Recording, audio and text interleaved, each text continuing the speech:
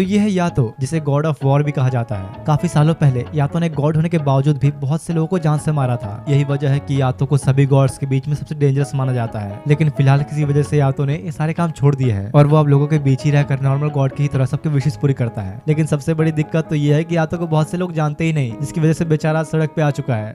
तो ये कहानी एक क्लासरूम से शुरू होती है जहाँ काफी सारे बच्चे बैठे एग्जाम्स दे रहे थे और क्योंकि अभी एग्जाम्स का सीजन है तो कह सकते हैं कि डर के मारे यहाँ पर सबकी फटी हुई है। इसी बीच बाहर अचानक ही एक बहुत ही बड़ा अजीब सा क्रिएचर सामने आता है जो कि असल में इन सब की डर की वजह से आया था। जो देख के एक लड़की काफी डरते हुए गॉड से हेल्प मांगती है। तभी बाहर ऊंची बिल्डिंग पे खड़ा एक लड़का कोई उछालते हुए कहता है, चिंता मत करो बट्स, तुम्हारी ये पुकार सुन ली गई है। बगल में खड़े उसके पार्टनर कहते हैं कि वैसे क्या तुम्हें नहीं लगता कि ये फैंटम कुछ ज्यादा ही बड़ा है? हाँ, क्योंकि ये एग्जाम्स का टाइम है, सारे बच्चे काफी डरे हुए हैं। या तो बिल्डिंग से नीचे कूदते हुए हांग के नाम पुकारता है, जिससे वहाँ खड़े उसकी पार्टनर एक हथियार में कन्वर्ट हो जाती है। और या तो जल्दी से उस फैंटम से बचते बचाते उस वेपन को पकड़ते हुए कहता है, तुम जिसने धरती के इस पवित्र जमीन को अपवित्र करने की कोशिश की, तो मैं गॉड या तो हांकी के साथ तुम्हारे एग्जिस्टेंस को यहीं खत्म करता हूँ। और उसी वेपन का यूज करते हुए या तो उस फैंटम के टुकड़े टुकड़े कर देता है। इसके फिर कुछ देर बाद जब उसने उस लड़की जिसका नाम टोमोने है उसे रिवर्ट किया तो वो अपने असली रूप में आ जाती है। तुम्हारे गंदे पसीने वाले हाथ, मुझे इनसे मत छुआ करो। अरे यार थोड़ी तो रिस्पेक्ट दो, मैं तुम्हारा मास्टर हूँ। आपस में इनकी थोड़ी बहस होने पर टोमोने उसे रोते हुए कहते कि नहीं, मुझे किसी ऐसे गॉड के साथ नहीं रहना जिसके पास खुदा कोई मंदिर भी नहीं। तुम जैसे आवारा गॉड के साथ मुझे नहीं रहना। दरअसल यार यहाँ पर सीन ये है कि या तो एक काफी वीक गॉड है जो कि इस समय बिल्कुल ही गरीब है, उसके पास कुछ भी नहीं। इसलिए टोमोने जो उसके वेपन के तौर पर उसके साथ थी अब नहीं रहना चाहती। उसका रोना धोना देखकर आखिर में या तो मजबूर होकर उसे रिलीज कर देता है और जाते जाते टोमोने उसका मजाक बनाते हुए चली जाती है। जिसके बाद अगले सीन में यातो को दिखाया जाता है जो कि एक दीवार के ऊपर अपने कॉन्टैक्ट डिटेल्स लिख रहा होता है ताकि उसे कुछ काम मिले। ऐसा इसलिए क्योंकि यातो एक काफी वीक और गरीब गॉड है, जिसके पास अभी इतने पैसे नहीं कि वो खुद का एक मंदिर बना सके। वो उदास होते हुए खुद से कहता है कि मंदिर की छोड़कर मुझे अपने लिए एक नया रेगिलिया ढूंढना होगा, उसके बिना तो मैं सुरक्षित भी नहीं। असल में इस वर्ल्ड में रेगिलिया गॉड्स के वेपन को कहते हैं जो कि एक ह्यूमन फॉर्म में होती है, जैसे कि टोमोने थी। वो उदास बैठा ही था कि अचानक एक कॉल आता है। कॉल करने के लिए आपका शुक्रिया, डिलीवरी गॉड या तो आपकी सेवा में हाजिर है।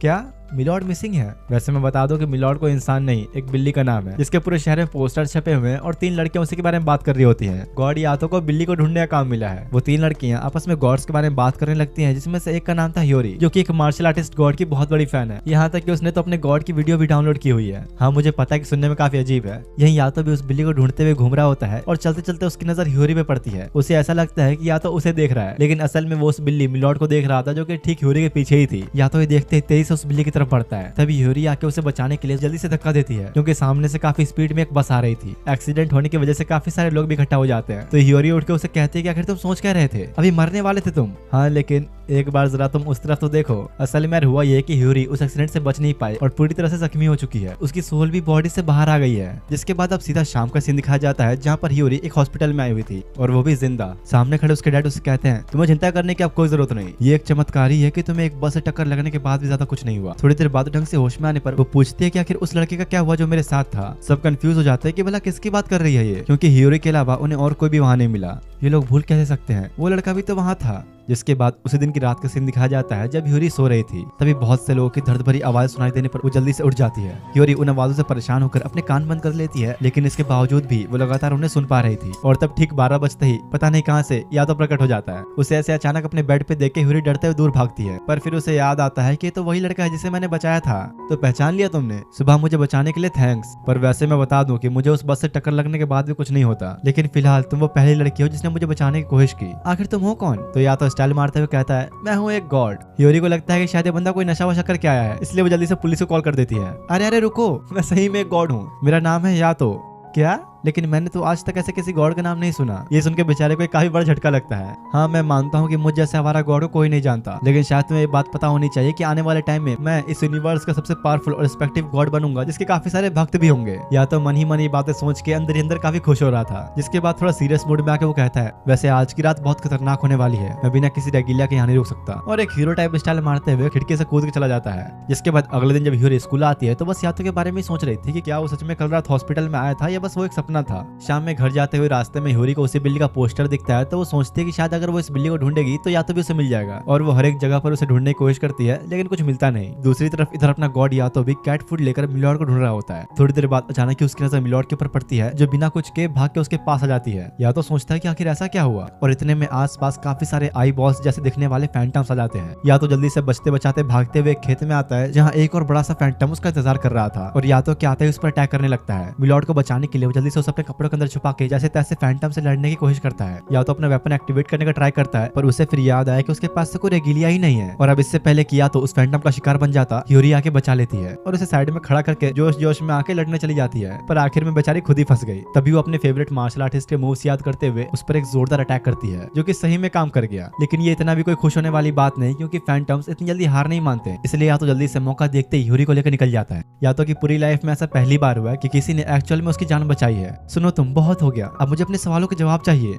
हाँ ठीक है, लेकिन जरा तुम पीछे तो देखो, तुम्हारी सोल ऑलरेडी बॉडी से बाहर आ चुकी है। ये क्या हो रहा है? क्या मैं मर गई? नहीं, ऐसा नहीं है। इसे बस ऐसा मान लो कि तुम्हारी बॉडी अभी सो रही है। और या तो के कहने के थोड़ी देर बाद ही ह्यूरी की सोल वापस उसके बॉडी में चली जाती है, जिसके बाद एक घर का सीन दिखाया गया जहाँ पर एक छोटा बच्चा काफी परेशान था, क्योंकि मिलॉर्ड उसी की कैट का नाम है। तभी डोरबेल बजती है और जब उन लोगों ने बाहर जाकर देखा तो मिलॉर्ड वापस आ चुकी थी। वो बच्चा बड़ा खुश होते हुए या तो का थैंक्स कहता है। दूसरी तरफ वो यहाँ बेहोश पड़ी ह्यूरी को कंधे पर उठाकर घर ले जा रहा होता है, लेकिन होश में आते ही वोल्टा या तो को ही मारने लगी और देखती है कि उसकी पूंछ जो कुछ टाइम पहले वहाँ पर थी वो अब गायब हो चुकी है। उसके पूछने पर या तो बताता है कि तुम्हारे साथ ये सब उस एक्सीडेंट की वजह से हुआ है। देखो, असल में इस वर्ल्ड में दो किनारे मौजूद हैं, एक नियर शोर और दूसरा फार शोर, और पता नहीं कैसे पर तुम इन दोनों ही वर्ल्ड्स के बीच में आ चुकी हो। नियर शोर में तुम्हारे जैसे नॉर्मल इंसान जिंदगी जीते हैं और फार शोर में मौत के बाद की जिंदगी। और तुम्हारे केस में ये हुआ है कि तुम जिंदा तो हो, लेकिन साथ ही एक फैंटम भी बन चुकी हो। फैंटम उन क्रिएचर्स को कहा जाता है जो लोगों की डर की वजह से पैदा होते हैं। तो इसका मतलब मैं भी उन फैंटम्स जैसे ही हूँ। देखा जाए तो हाँ, लेकिन नहीं, तुम हाफ ह्यूमन और हाफ फैंटम हो। लेकिन एक बात याद रखना, तुम्हारे सोल का इस तरह बॉडी से निकलना ये अब रेगुलर होने वाला है। तो अब आखिर में वापस इंसान कैसे बनूंगी? लेकिन उसके इस सवाल का जवाब तो या तो के पास भी नहीं होता। तुम तो एक गॉड हो ना, कुछ तो बताओ। तो या तो अपनी 5 उंगली दिखा के कहता है, अगर विश पूरी करानी है तो पैसे देने पड़ेंगे। तो क्या अब गॉड्स भी पैसे लेने लगे? वो भी 50,000? इतने पैसे नहीं है मेरे पास। अरे मैं एक देवता हूँ और ये बात तो सब जानते हैं, देवताओं को सिर्फ 5 इनका कॉइन दिया जाता है। ह्यूरी भी थोड़ी कंफ्यूज हो गई कि भाई ये कैसी सर्विस है गॉड्स की, पर फिर उसके 5 इनका कॉइन देने पर या तो कहता है, तो बर्ड्स तुम्हारी विश सुन ली गई है। जिसके बाद अब ऐसे ही कुछ दिन बीत जाते हैं और एक दिन ह्यूरी अपनी बॉडी को छोड़कर बाहर निकल के घूम रही होती है। थोड़ी दूरी पर ही जब उसे फैंटम्स दिखते हैं तो उसे याद आता है कि या तो ने बताया था कि ये मॉन्स्टर जैसे दिखने वाले फैंटम्स हर जगह होते हैं, अंधेरे में, छुपे आसमान में, उड़ते हुए, और तो और यहाँ तक कि लोगों के साथ साथ भी वो हर तरह के रूप और रंग के होते हैं। लेकिन क्योंकि वो दुनिया के दूसरे किनारों के क्रिएचर्स हैं, तो उन्हें जो देख सकते हैं वो सिर्फ बच्चे, जानवर और हम यानी स्पिरिट्स। तभी ह्यूरी को दूर से एक अजीब सा कोहरा दिखाई देता है, जो देख के वो सोचती है कि शायद इसे ही कहते हैं डार्क कोहरा, जिसे फैंटम्स अट्रैक्ट होते हैं। वो ये सब सोच ही रही थी कि उसे याद आता है कि या तो ने तो 2 हफ्ते से उसे कांटेक्ट ही नहीं किया। दूसरी तरफ इधर अपने गॉड भाई साहब ट्रेन में अपने काम के एडवर्टाइजमेंट करने बिजी होते हैं और साथ ही साथ कॉल पे ह्यूरी की गालियों को भी सुन रहा होता है। उससे मिलने के लिए ह्यूरी उसे कहती कि मुझे तो अब शक होने लगा है, तुम सच में एक गॉड हो भी या नहीं। तो या तो एकदम से उसके सामने प्रकट हो जाता है। तो अब तुम्हें क्या लगता है, कोई इंसान ऐसा कर सकता है? हाँ, पर मुझे अभी भी शक है। भला कौन सा गॉड ऐसे ट्रैक सूट और गले पे इस तरह अजीब सा कपड़ा पहनता है? तुम्हारे पेरेंट्स ने तुम्हें सिखाया नहीं क्या? डोंट जज a book by its cover. और तुम्हारी जानकारी के लिए मैं बता दूं कि ये मेरा एक बहुत ही खास स्कार्फ है। ये लोग आपस में बात ही कर रहे थे कि तभी कुछ लोग वहाँ पर आते हैं जो ह्यूरी को बड़ी अजीब नजरों से देख रहे थे, क्योंकि असल में बात यह है कि या तो को हर कोई नहीं देख सकता, मतलब कि या तो उनके लिए पूरी तरह से इनविजिबल है। अच्छा ये बताओ, आखिर तुम उन फैंटम्स अलग कैसे हुए, क्योंकि तुम्हें भी तो लोग नहीं देख सकते? तो या तो समझाता है कि मैं फैंटम्स का उल्टा फार शोर से बिलोंग करता हूँ। मैं किसी ह्यूमन के जरिए पैदा नहीं हुआ, मैं एक गॉड हूँ जो लोगों की इच्छा से बना है। पर मेरा छोड़ो, तुम तो खुद हाफ फैंटम हो। तभी ह्यूरी का ध्यान जाता है कि वो फिर से अपनी बॉडी से अलग हो गई। देखो, अगर मैं सच कहूँ तो तुम अपने स्पिरिट फॉर्म में बिल्कुल भी सेफ नहीं। इस वक्त तुम पूरी एक जीती जाती फैंटम हो, यानी कि वो तुम्हारे पीछे जरूर आएंगे, और अगर वो आ गए तो तुम्हें अपने वश में करके तुम्हारे सोल के ऊपर कंट्रोल पा लेंगे। ऐसा होने पर तुम हमेशा हमेशा के लिए अपने आप को खो दोगी। सीधे शब्दों में कहा जाए तो तुम उस प्रोटेक्टेड लाइन को भी क्रॉस कर दोगी जो तुम्हें कभी नहीं करना चाहिए, और इसके बाद तुम्हें मिलेगा सिर्फ और सिर्फ एक दर्द से भरा नर्क। तो इतना टाइम क्यों लगा रहे हो? जल्दी से मुझे ठीक करो। हाँ हाँ, डरो मत, कर दूंगा। वैसे भी तुमने मुझे 5 चेन दे दिए हैं। धीरे धीरे ऐसे पैसे जमा करते करते फाइनली मैं अभी एक दिन खुद का एक बड़ा सा मंदिर बनाऊंगा। देख लो यार, गॉड्स के भी अलग ही शौक है। या तो ये सब सोचते सोचते अपनी दुनिया में खो जाता है। तो ह्यूरी उसे कहती है कि आखिर तुम मुझे कब ठीक करने वाले हो?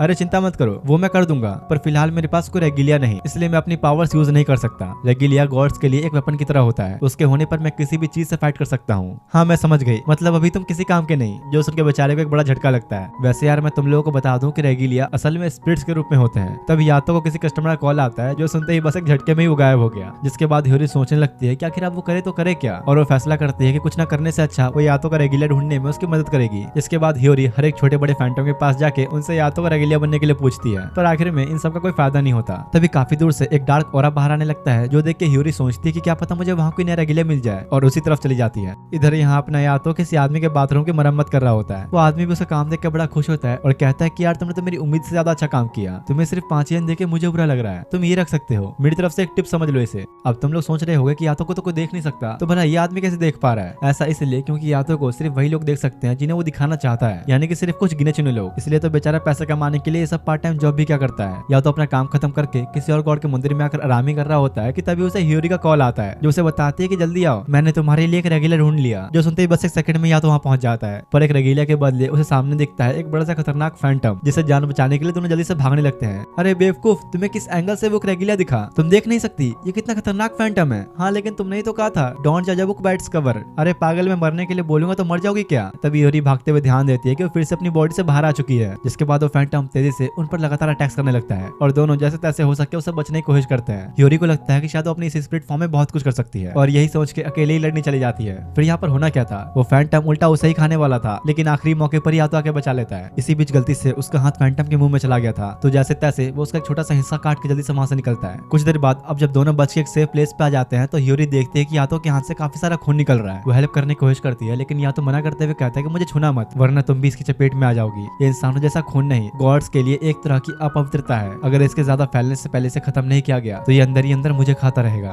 और हाँ, वो कोई तुम्हारी पूंछ नहीं है, एक लाइफ लाइन है जिसने की तुम्हारी फिजिकल और स्पिरिचुअल फॉर्म्स को आपस में जोड़ रखा है। अगर ये खत्म हुई तो तुम उसी वक्त मारी जाओगी। या तो ये सब बता ही रहा होता है कि इतने में वो फैंटम उन्हें ढूंढ लेता है। दोनों जल्दी से भागना शुरू करते हैं और अब ह्यूरी को रियलाइज होता है कि मतलब वो वायरलेस नहीं, यानी ये पूंछ उसकी बॉडी और उसके स्पिरिट फॉर्म के साथ कनेक्ट है। इसलिए तो मैंने तुम्हें बता दिया, वो लड़ने वाली बेवकूफी दोबारा मत करना। हाँ लेकिन यार तुम भी तो रेगुलर के बिना कुछ नहीं कर पा रहे, हम बोला इससे लड़ेंगे कैसे। भागते भागते यातो की नजर दूर एक स्पिरिट के ऊपर पड़ती है जो देख के वो कहता है एक बच्चा या शायद एक टीनेजर। उनके पीछे से वो फैंटम इतनी स्पीड में आ रहा होता है कि एकदम से उनके पास पहुंच जाता है। तो या तो बिना टाइम गवाए उस स्पिरिट की तरफ जाने लगा और फैंटम को जल्दी से खुद से दूर करके उस स्पिरिट की तरफ इशारा करते हुए कुछ लिखता है, तुम जो इस दुनिया में खो चुके हो, जिसके पास कहीं जाने और लौटने की जगह नहीं, तो आओ मैं तुम्हें पनाह देता हूँ। मेरा नाम है यातो और इस नाम के साथ मैं तुम्हें अपना रेगुलर बनाता हूँ। यातो के कहने के बाद वो स्पिरिट बहुत तेज चमकते हुए उसके हाथों में आकर एक बड़ी स्वॉर्ड बदल जाता है और अगले ही सेकंड यातो को उस स्पिरिट का पूरा पास नजर आता है। अब इससे पहले कि वो कुछ कर पाता, फैंटम तेजी से आके एकदम से उसे खा लेता है। तुम जिसने इस उगते सूरज की जमीन को अपवित्र करने की कोशिश की, मैं या तो एक गॉड तुम्हारा यही अंत करता हूँ। और ये कहते ही एक झटके में वो उसे टुकड़ों में काट डालता है, पर जख्मी होने की वजह से या तो खुद को संभाल नहीं पाता और नीचे गिर जाता है। आखिर में सब कुछ शांत होने के बाद ह्यूरी अपनी बॉडी में वापस आके यातो से पूछती है, आखिर तुम ये कर क्या रहे हो, देख नहीं सकते क्या, अपवित्रता को हटा रहा हूँ। क्या ये बस पानी से ही ठीक हो जाता है? और मैं इसे लेकर इतना सीरियस हो रही थी। वो छोड़ो, कम से कम हमें कुछ फायदा तो हुआ, एक पवित्र स्पिरिट मिली हमें। ओह तो ऐसा होता है रेगिलिया, बिल्कुल एक वेपन जैसा। हाँ इसका नाम है यूकी, पूरा नाम यूकी ने। यातो के कहते ही वो स्वॉर्ड चमककर एक लड़के में बदल जाता है। ह्यूरी तो हैरानी हो गई कि भाई अब ये क्या है, पूरा इंसानी रूप है इसका। यूकी को काफी ठंड लग रही होती है तो यातो उसे अपना ट्रैक सूट देते हुए बताता है कि मैंने ही तुम्हें यहाँ बुलाया, मैं हूँ एक गॉड यातो, अब से तुम्हारा मास्टर, तुम्हें आप कहीं भटकने की जरूरत नहीं, तुम मेरे साथ ही रहोगे। ये कहते हुए यातो बड़े स्टाइल में अपना जैकेट देने लगता है तो यूकी ने कहता है रहने दो, तुम्हारे गंदे पसीने की बदबू आ रही है इसमें। तो ह्यूरी फिर उसे अपना स्कार्फ ऑफर करती है जिसे लेकर जल्दी से लपेट लेता है। बेचारे यातो को हर किसी से अपनी बेइज्जती करवाने की आदत ही हो गई है। जिसके बाद अगले दिन जब दोनों साथ घूम रहे होते हैं तो यातो उसे कचरे में से एक जैकेट उठाकर देता है जो उसे बिल्कुल भी पसंद नहीं आता। ऐसा क्यों हो रहा है, मुझे अभी भी अपनी फिजिकल बॉडी महसूस क्यों हो रही है, मैं तो कब का मर चुका हूँ। कुछ देर बाद यातो लंच में यूकी को एक फिश खाने के लिए देता है, लेकिन उससे भी एक बिल्ली छीन के ले जा रही थी। तो इस चक्कर में उसके साथ यातो की बसर शुरू हो जाती है। ये क्या हो रहा है मेरे साथ, मैंने कभी नहीं सोचा था कि देवता ऐसे सड़कों पर आवारों की तरह घूमते हैं। किसी और के मंदिर में सोना और अपने काम का सामान कचरे से उठाना, क्या सच में देवता ऐसे होते हैं। तभी दोनों को जब जोर की भूख लगने लगती है तो यूकी ने कहता है, मुझे तो अब शक होने लगा है कि तुम सच में गॉड हो भी या नहीं। अच्छा ऐसा क्या, मुझ पे शक कर रहे हो, तो चलो अभी मैं तुम्हें अपना कमाल दिखाता हूँ। जिसके बाद या तो यूकी को लेकर ह्यूरी के साथ एक रेस्टोरेंट में आता है और उसे कहता है कि आज तुम्हें जो खाना खा सकते हो, ये ट्रीट ह्यूरी की तरफ से है। तभी एक वेटरेस ह्यूरी के लिए पानी लेकर आती है, शायद आपने हम पे ध्यान नहीं दिया, 3 ग्लास लेकर आइए। ओ हाँ सॉरी, मुझे माफ करना, मैं भी लाती हूँ।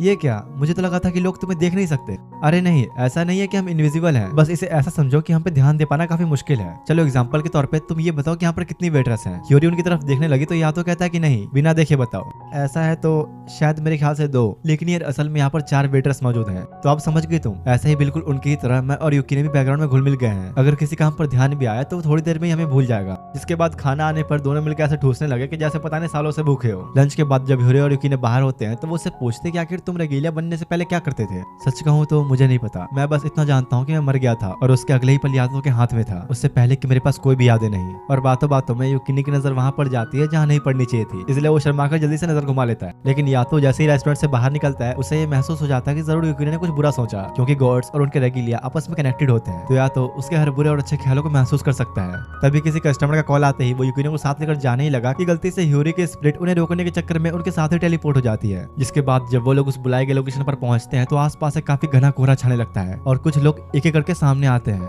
तो क्या तुमने किसी चाल में फंसाने के लिए हमें यहाँ बुलाया? पर तभी सामने खड़े एक इंसान को देखकर ह्यूरी कहती है कि आप टेंजिन हो, गॉड ऑफ लर्निंग। तो लगता है तुमने मुझे पहचान ही लिया। उसे देखते ही ह्योरी और युकी ने झुक जाते हैं, जो बेचारे यातो से देखा नहीं जाता। तो ये होता है गॉड का ऑरा। पर यातो तो आपसे बिल्कुल ही अलग है, खाने के भी पैसे नहीं होते उसके पास। इतने में तब टेंजिन की रेगिलिया सामने आती है, जो कि एक नहीं बहुत सारी है। ये सब चीजें यातो से और नहीं देखा जाता। तो वो उसे पूछता है कि आखिर तुमने मुझे यहाँ पर क्यों बुलाया, ये बताओ। वैसे तुम तो जानते ही होगे अभी बच्चों के एग्जाम्स का सीजन चल रहा है, तो क्या तुम मेरे लिए कुछ फैंटम्स का सफाया कर दोगे? क्योंकि वैसे भी तुम्हारे पास कुछ काम तो होता नहीं करने को, और अगर चाहो तो तुम मेरे ग्रुप में भी ज्वाइन कर सकते हो। लेकिन मुझे पता है तुम ऐसा नहीं करोगे, तुम्हें अपना खुद का मंदिर जो बनवाना है। इसके बाद टेंजिन कुछ पैसा निकालकर यातो को देने लगता है, पर इस बात से यातो को गुस्सा आ जाता है, क्योंकि गॉड्स किसी भी काम के लिए बस 5 येन ही लिया करते हैं। मतलब कि टेंजिन एक तरह से यातो के सामने अपने पैसों को शो ऑफ कर रहा है। जिसके बाद उन लोगों को आखिर करना क्या है ये समझाने के लिए टेंजिन अपनी एक रेगिलिया को उसके पास भेजता है, जो कि और कोई नहीं बल्कि तोमोने है। क्या तुमने इसे ज्वाइन कर लिया? हाँ, और अब मेरा नाम मायू है। तोमोने मेरा पुराना नाम था। अब जब युकिने और ह्योरी को पता चलता है कि तोमोने यातो की पुरानी रेगिलिया थी, तो वो पूछते हैं कि इसके घर खाने और कपड़े का क्या सच में ये एक आवारा देवता है? हाँ, इसे कुछ ऐसा ही समझ लो। जो सुनकर दोनों ही उदास हो जाते हैं। कुछ देर बाद अब तोमोने, जिसका कि नया नाम अब मायू है, वो सबको एक रेल ट्रैक के पास लेकर आती है और बताती है कुछ दिन पहले किसी ने बहुत अजीब सी विश मांगी, और जब मैंने जांच किया तो पता चला कि 2 लोगों ने अपनी जान ले ली है। इधर के इलाके में इस जगह पर ही ज्यादातर फैंटम्स पाए जाते हैं, जो कि लोगों के दिमाग पर हावी होकर उनको मरने पर मजबूर करते हैं। यही वजह है कि गॉड टेंजिन ने यहाँ पर एक बैरियर भी बनाया था, लेकिन कुछ लोगों के ऊपर ये फैंटम्स इतने हावी हो गए थे कि ये बैरियर भी उन्हें रोक नहीं पाता। लोग लगातार यहाँ मरते ही जा रहे हैं। तो इसका मतलब हमें बस उन फैंटम्स को मारना है जो लोगों पर काबू कर रहे हैं। रहने दो, इसकी कोई जरूरत नहीं। अगर कोई खुद मरना चाहता है तो हम उसे रोक नहीं सकते। जो सुनकर ह्योरी और मायो को यातो के ऊपर गुस्सा आता है। हाँ, मुझे पता है कि मेरी बात कड़वी है, पर यही सच है। अगर कोई रूह खुद मरना चाहे तो उसका मतलब वो पूरी तरह से वश में है। यहाँ तक कि वो लोग एक रेगिलिया भी नहीं बन सकते।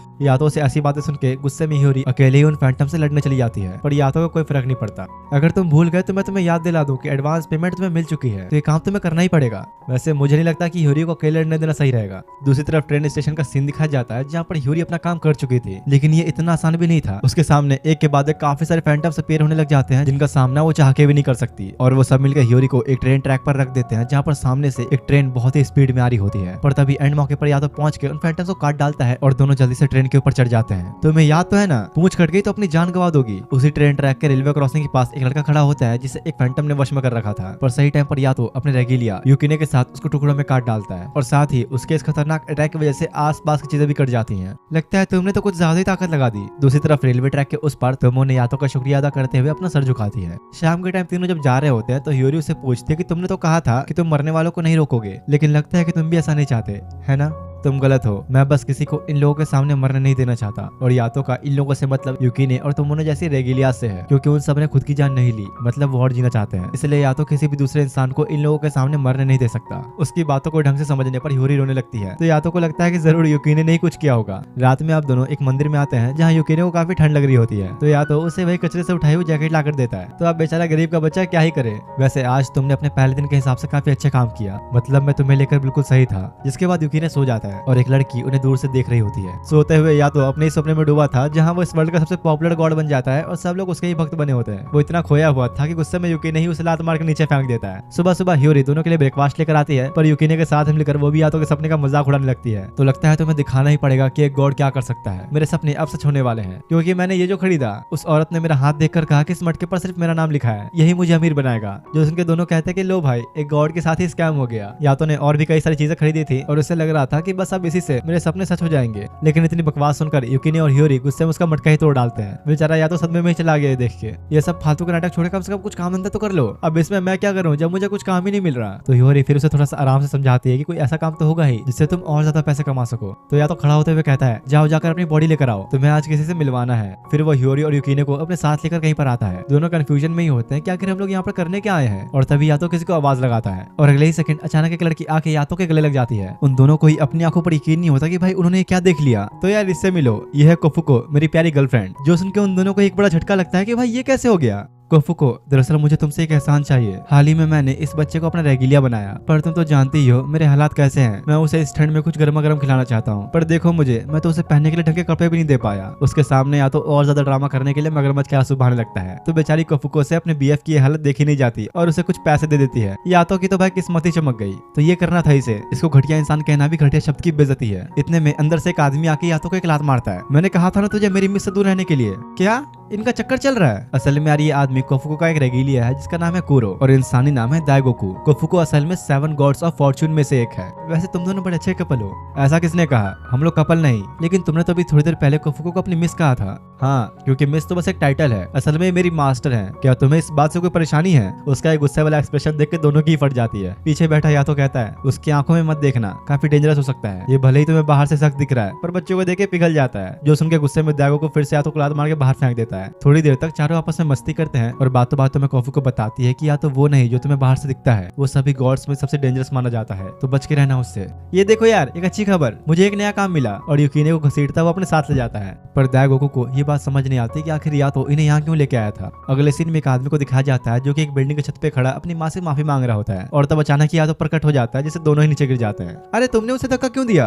क्या यार, इतनी जल्दी गिर गया मैं, किस्मत ही खराब है मेरी। तो क्या बात है वर्ड्स, लव इश्यू या फैमिली इश्यू, या तुम्हारा कोई काम ठीक नहीं चल रहा? चिंता मत करो, जो भी परेशानी हो या तो गॉड तुम्हारी मदद के लिए हाजिर है। इतने में ह्योरी और युकिने भी यातो के पीछे पीछे नीचे गिरते हैं और युकिने देखता है कि यातो के सारे कार्ड्स प्रिंटेड नहीं, उसने खुद लिखा है। तब वो आदमी अपना कार्ड देते हुए बताता है कि मैं पहले एक एजेंसी में काम किया करता था जिसका हाल ही में दिवाला निकल गया। मेरे पास इस आखिरी ऑप्शन के अलावा और कोई रास्ता नहीं बचा था। मैं तो अपने पेरेंट्स को कॉल लगा रहा था पर लगता है गलती से शायद तुम्हें लग गया। हाँ, किस्मत की बात है। तो क्या तुम मुझे अपनी पूरी कहानी बता सकते हो? पीछे से ह्योरी कहती है कि भाई कहानी बाद में सुन लेना, पहले उसे गिरने से तो बचा लो। पर वो आदमी को इस बात से कोई फर्क नहीं पड़ता और कहानी बताने लगता है। दरअसल ये पिछली सर्दियों की बात है जब मैं एक लड़की से मिला। अरे लेकिन यहाँ मेरा चेहरा क्यों है? क्योंकि अभी मेरे सामने तुम हो, इसलिए यही चेहरा मेरे दिमाग में आया। तो जैसा मैं कह रहा था, उस लड़की से मैंने बात करने की कोशिश की लेकिन वो कुछ ज्यादा उदास थी। तो मैंने उसका मूड ठीक करने के लिए उसे अपने साथ शहर घुमाने का सोचा। धीरे धीरे मैं उसके साथ और भी ज्यादा समय बिताता गया और देखते ही देखते मुझे उससे प्यार हो गया। सब कुछ सही चल रहा था, हम दोनों खुश थे। तब इस स्टोरी को बीच में रोकते हुए युकिने कहता है, सिर्फ मुझे ही ऐसा लग रहा है या सच में हम लोग काफी देर से गिर रहे हैं? सवाल तो भाई देखो बिल्कुल जेन्युइन है, ग्रेविटी कहाँ है इसमें? वो आदमी अपनी कहानी जारी रखते हुए बताता है कि सब कुछ सही चल रहा था लेकिन फिर धीरे धीरे हमारे साथ बुरी घटनाएं होनी शुरू हो गई, एक के बाद एक लगातार। और कुछ दिनों में ही मेरी कंपनी का भी दिवाला निकल गया और खुद की मेरी बची कुछ सेविंग्स भी खत्म हो गई। आखिर में मैंने सोचा कि मैं उस लड़की को प्रपोज कर दूं, पर मुझे नहीं लगता कि अब मैं उसके जरा भी लायक हूँ। जिसके बाद यातो के कहने पर वो आदमी उन सबको उस लड़की की फोटो दिखाता है जो कि और कोई नहीं बल्कि कोफुको थी। वैसे मैंने तुम लोगों को पहले कहीं बताया नहीं, लेकिन कोफुको गॉड ऑफ पॉवर्टी है, गरीबी की देवी। मेरी बात मान ले भाई, उस लड़की को भूल जा। उसके साथ रहने पर बदनसीबी के अलावा और कुछ नहीं मिलेगा। वैसे भी अभी उसके आसपास एक बहुत ही डेंजरस इंसान है, उससे पंगा ना लो तो ज्यादा बेहतर। और हाँ, ये कोफुको कोई जवान लड़की नहीं है, उसकी उम्र तो तुम्हारी दादी की दादी की दादी से भी ज्यादा है। ये सब सुन के वो आदमी उदास हो जाता है। तो या तो उसे कहता है कि चलो ठीक है, अब मैं तुम्हारी कोफुको के साथ सारी यादें मिटा देता हूँ। नहीं रुको,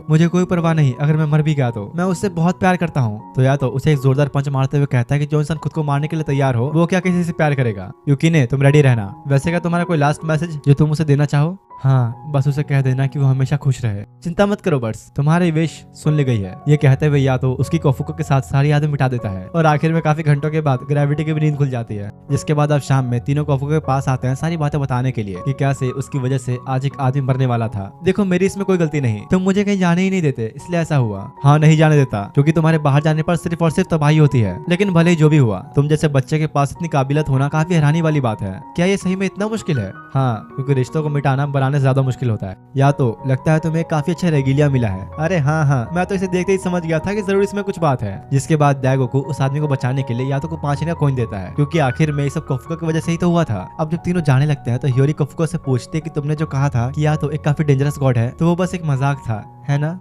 नहीं, ये सच नहीं है क्योंकि यातो ने काफी पहले एक रेगिलिया को मारा था। उससे मिलने से पहले मैंने उसके बारे में काफी सारी बुरी अफवाहें भी सुनी थी। तुम्हें ये बात याद रखनी होगी कि यातो असल में गॉड ऑफ वॉर है, उसने कई सारे इंसानों को भी मारा है। तो दाइगोकू कहता है तुम इन बातों पर ध्यान मत दो, ये बहुत ही पुरानी बातें हैं, वो मारो या मरो वाला टाइम था। असल में बात यह है कि गॉड्स का एग्जिस्टेंस लोगों के विश्वास की वजह से बना रहता है। बड़े देवताओं के पास काफी सारे भक्त होते हैं जो रेगुलर उनसे विश मांगते रहते हैं, लेकिन ऐसा छोटे देवताओं के साथ नहीं होता, इसलिए वो लोगों की यादों में भी ज्यादा टाइम तक नहीं रह पाते। तो ऐसे हालातों में गॉड्स अपना एग्जिस्टेंस कायम रखने के लिए हर किसी की विश पूरी करते हैं, चाहे वो कहीं से भी आई हो, अच्छी या बुरी। दाइगोकू के इन बातों का क्या मतलब है ये तुम्हें आगे चल के समझ में आएगा। कुछ देर बाद ह्योरी यातो के पास आके उससे पूछती है कि आखिर तुमने मुझे उन लोगों से क्यों मिलाया? वो इसीलिए कि अगर कभी भी मेरे साथ कुछ हो तो तुम सबसे पहले इन लोगों के पास जाना। दूसरी तरफ युकिने नंदी के पास बैठ के यातो ने जो उसकी तारीफ की उसके बारे में ही सोच रहा होता है, तभी अचानक से उसके सामने एक लड़की प्रकट होती है। तुम्हारी आंखें काफी सुंदर है। युकिने को कुछ समझ नहीं आता कि ये लड़की यहाँ पर अचानक से आ कैसे गई, लेकिन उसी वक्त यातो आके पूछता है, नोरा तुम यहाँ पर क्यों आई हो? नहीं, मुझे मेरे नाम से बुलाओ, उसी नाम से जो तुमने मुझे दिया था। मैं तुम्हारा हमेशा इंतजार करूंगी कि कब तुम मुझे उस नाम से बुलाओगे। और ये कहते हुए वो लड़की गायब हो जाती है। इसके बाद सीधा अगले सुबह का सीन दिखाया जाता है, जहाँ पर यातो एक फैंटम को पकड़ के लाया है। अरे यार, अब ये क्या है? वो छोड़ो, अब तुम ये करो, 2 उंगलियों को साथ में रख के इस तरह से घुमाओ। यातो के कहने पर जब यूकी ने ऐसा करता है तो वहाँ पर एक बैरियर क्रिएट हो जाता है, जिसे कोई भी फैंटम क्रॉस नहीं कर सकता। इस बॉर्डर लाइन को सिर्फ रेगिलियाज ही बना सकते हैं। इसके अलावा ना ही कोई फैंटम और ना ही कोई गॉड ये कर सकता है। लेकिन फिर भी तुमने तो काफी पावरफुल बॉर्डर लाइन क्रिएट कर दी। शाम होने पर अब जब यूरी घर जा रही होती है तो यातो से कहते हैं कि तुम यूकिने का ख्याल ढंग से नहीं रखते, इसलिए आज से वो मेरे साथ रहेगा। नहीं, तुम रहने दो, ख्याल नहीं रख पाओगे इसका, मेरे साथ ही रहेगा ये। और इसी बात को लेकर दोनों के बीच काफी बहस होनी शुरू हो जाती है। आखिर में तंग आके यूकी ने खुद ह्योरी के साथ जाने का फैसला करता है। बेचारा यातो तो बस देखता ही रह गया। रात में अब जब ह्योरी उसे घर लेकर आती है तो वो देख के सोचता है कि भाई ये तो काफी अमीर है, क्योंकि आज से पहले यूकिने ने कभी इतना बड़ा घर नहीं देखा था। तभी वहाँ घर की मेड आती है और यूकिने के लिए सबसे अच्छी बात ये थी कि उसे कोई देख नहीं सकता, तो वो बिना कोई दिक्कत के आराम से रह सकता है। तभी ह्योरी के पेरेंट्स भी घर आते हैं और उनके साथ साथ यातो भी आ जाता है। वो यहाँ पर रहने के लिए नहीं बल्कि खाना चुराने आया था और चुपके से फ्रिज के अंदर से अपना खाने का सामान निकाल लेता है। आखिर तुम यहाँ पर क्या कर रहे हो? कुछ नहीं, मैं तो बस थोड़ा खाना लेने आया था। शायद तुम जानते नहीं, पर इस जगह पर रहने से यूकिने के ऊपर फैंटम्स का बहुत ज्यादा खतरा है। मंदिरों में हम लोग सेफ हैं, लेकिन यहाँ पर नहीं। दूसरी तरफ इधर यूकिने नहाने के लिए आया हुआ था और सोचता है कि अगर मैं हमेशा यहीं रहूं, यातो के पास न जाऊं, तो मेरा क्या होगा? क्या वो किसी और को अपना रेगुलर बना लेगा? कुछ देर बाद रात में जब उसे नींद नहीं आती तो वो ह्योरी के पास आके पूछता है कि क्या मैं तुम्हारे पास सो सकता हूँ? मुझे अकेले डर लग रहा है। हाँ, सो जाओ, मैं तुम्हारे लिए लाइट्स ऑन कर देती हूँ। यूकिने को तो विश्वास ही नहीं होता कि वो सच में एक लड़के के साथ सो रहा है। और थोड़ी देर बाद जब ह्योरी सो जाती है तो उसके मन में उल्टे सीधे ख्याल आने लग जाते हैं। क्या बात है यूकिने, तुम तो बड़े बिगड़ गए हो। या तो यहाँ पर यूकिने को अपने साथ चलने के लिए समझाने आया था, क्योंकि यहाँ रहने पर उसके ऊपर फैंटम्स का काफी ज्यादा खतरा है। दूसरी तरफ एक बड़े से फैंटम को दिखाया जाता है, जिसे एक लेडी या फिर कह सकते हैं कि एक गॉडेस उसे मार देती है। उसके साथ एक शेर भी मौजूद था, जो कि असल में एक रेगिलिया है। आगे चल के तुम्हें पता लगेगा कि लेडी आखिर है कौन। अगले दिन ह्योरी यूकिने को शॉपिंग पर लेकर आती है, जहाँ वो उसे कहती है कि अगर तुम्हें कुछ भी पसंद हो तो तुम ले सकते हो। अरे नहीं, छोड़ो, फालतू में पैसे क्यों बर्बाद करना, मुझे वैसे भी कोई नहीं देख सकता, तो मैं कुछ भी ले सकता हूँ। और इसी बात का फायदा उठाते हुए यूकिने एक स्केटबोर्ड को लेने लगता है। लेकिन अगर देखा जाए तो ये एक तरह से चोरी ही हुई, इसलिए ह्योरी उसे स्केटबोर्ड को वापस लेकर रख देती है और यूकिने भी नाराज होकर वहां से चला जाता है।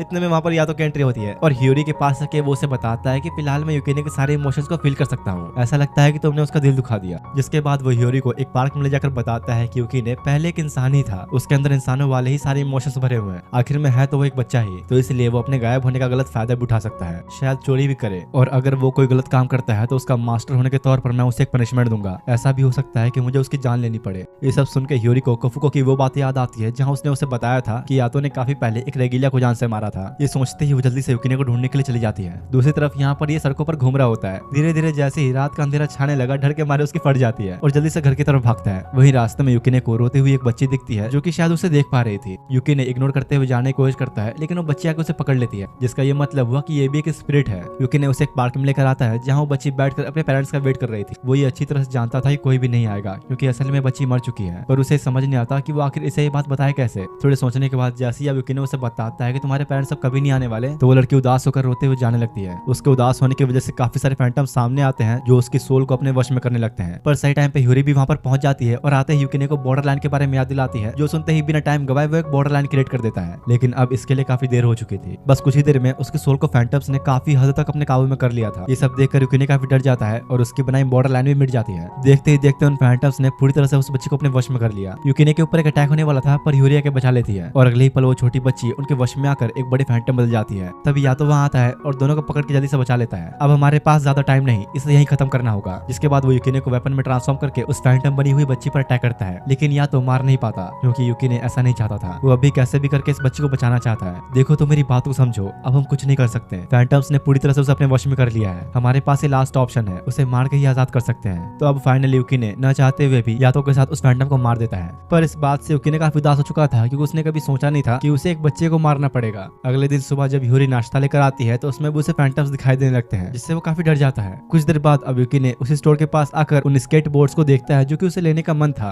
क्या फायदा अच्छा बन के, जब आखिरी में मुझे बुरी काम ही करने हैं। तो अब मैं बुरा ही सही, माफ करना, पर ये स्केट बोर्ड अब मेरा हुआ। दूसरी तरफ यातो को दिखाया गया, जो कि एक पेड़ के ऊपर बैठा था, लेकिन तब उसे कुछ फील होता है, क्योंकि यूकिने ने उस स्केट बोर्ड को चुरा लिया है। इधर ह्योरी हर जगह यूकिने को ही ढूंढ रही होती है कि तभी उसे उसके दोस्त मिलते हैं और उन्हें लग रहा था कि हियोरी जरूर पागल हो गई है, ये एक ऐसे इंसान को ढूंढने में लगी है जिससे कोई देख नहीं सकता। शाम में अब यूकिने को दिखाया जाता है जो कि अपने चुराए हुए स्केटबोर्ड पर घूम रहा होता है, लेकिन तभी यातो ने आके उसे रोक लिया। तो बताना चाहोगे जरा कि तुम्हें स्केटबोर्ड कहाँ से मिला? वो मुझे ये हियोरी ने दिया। और उसी वक्त हियोरी भी वहाँ आ जाती है। या तो पूछता है कि क्या तुमने ही से स्केटबोर्ड दिया? वो यहाँ देखते ही समझ गई थी कि यूकिने ने चुराया है, पर वो नहीं चाहते कि या तो उसे डिवाइन पनिशमेंट दे, इसलिए वो झूठ कह देती है कि हाँ मैंने ही से ये दिया था। वो लोग इस बारे में बात ही कर रहे थे कि तभी शेर के ऊपर सवार वही लेडी वहाँ पर आती है। तो आखिरकार तुम मुझे मिल ही गया तो, और ये कहते हुए अटैक कर देती है। मेरी बात सुनो हियोरी, जल्दी से यहाँ से चली जाओ और शांत रह के ऐसे बिहेव करो जैसे कि तुम मुझे देख ही नहीं सकती। वो तुम्हें कुछ नहीं करेगी, वो मुझसे बदला लेने आई है। अब तक मैं जितने भी गॉड से मिला ये उन सब में सबसे स्ट्रॉन्ग है। ये है मिशामोन, गॉड ऑफ पनिशमेंट।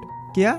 लेकिन ये यहाँ पर क्यों आई है? तो या तो कहता है कि अभी हमारे पास है, सब सोचने का वक्त नहीं, जल्दी भागो यहाँ से। और यूकिने को एक वेपन में कन्वर्ट करके भागने लगता है। जैसा यातो ने कहा था, यूरी वैसे ही एक्ट करती है जैसे उसने कुछ देखा ही नहीं। ये हो क्या रहा है? आखिर गॉड ऑफ पनिशमेंट यातो के पीछे क्यों पड़ी है? मुझे जल्दी से कोई हेल्प बुलानी पड़ेगी। दूसरी तरफ मिशामोने अपनी रेगिलिया के साथ यातो को ट्रैक करने लगती है, पर किसी तरह बचते बचाते वो एक गली में आकर छुप गया, जहाँ पर यूकिने उससे पूछता है, सही में तुम मेरा यूज करके एक गॉड से फाइट करने वाले हो? तुम चुप रहो, वैसे भी कुछ नहीं जानते। वो बहुत ही ज्यादा पावरफुल है, उसके पास एक नहीं बल्कि कई सारे रेगिलियाज हैं, और इस वक्त वो हम दोनों के ही पीछे पड़ी है, तो तुम्हें कैसे भी करके लड़ना ही पड़ेगा। जिसके बाद यातो और यूकी ने फाइट के लिए उसके सामने आते हैं, लेकिन मिशामोने के अटैक्स इतने पावरफुल होते हैं कि यातो संभाल भी नहीं पाता। और अब इससे पहले कि वो कुछ सोच पाता कि इससे कैसे लड़ा जाए, मिशामोने उसे जकड़ के अपने रेगिलिया कुजुमा का इस्तेमाल करते हुए गन फायर कर देती है। पर किसी तरह यातो ने जल्दी से स्वॉर्ड निकाल के उस बुलेट को बीच से आधा कर दिया। मिशामोने का रेगिलिया कुजुमा भी हैरान था कि भला इसने ये कैसे किया। जिसके बाद वो गुस्से में यातो के साथ फिजिकली लड़ने के लिए आती है। तुम बच नहीं सकते, इस बार मैं तुम्हें अपने किसी भी रेगिलिया को मारने नहीं दूंगी। क्या? ये क्या कह रही है? या तो तुमने एक रेगिलिया को मारा,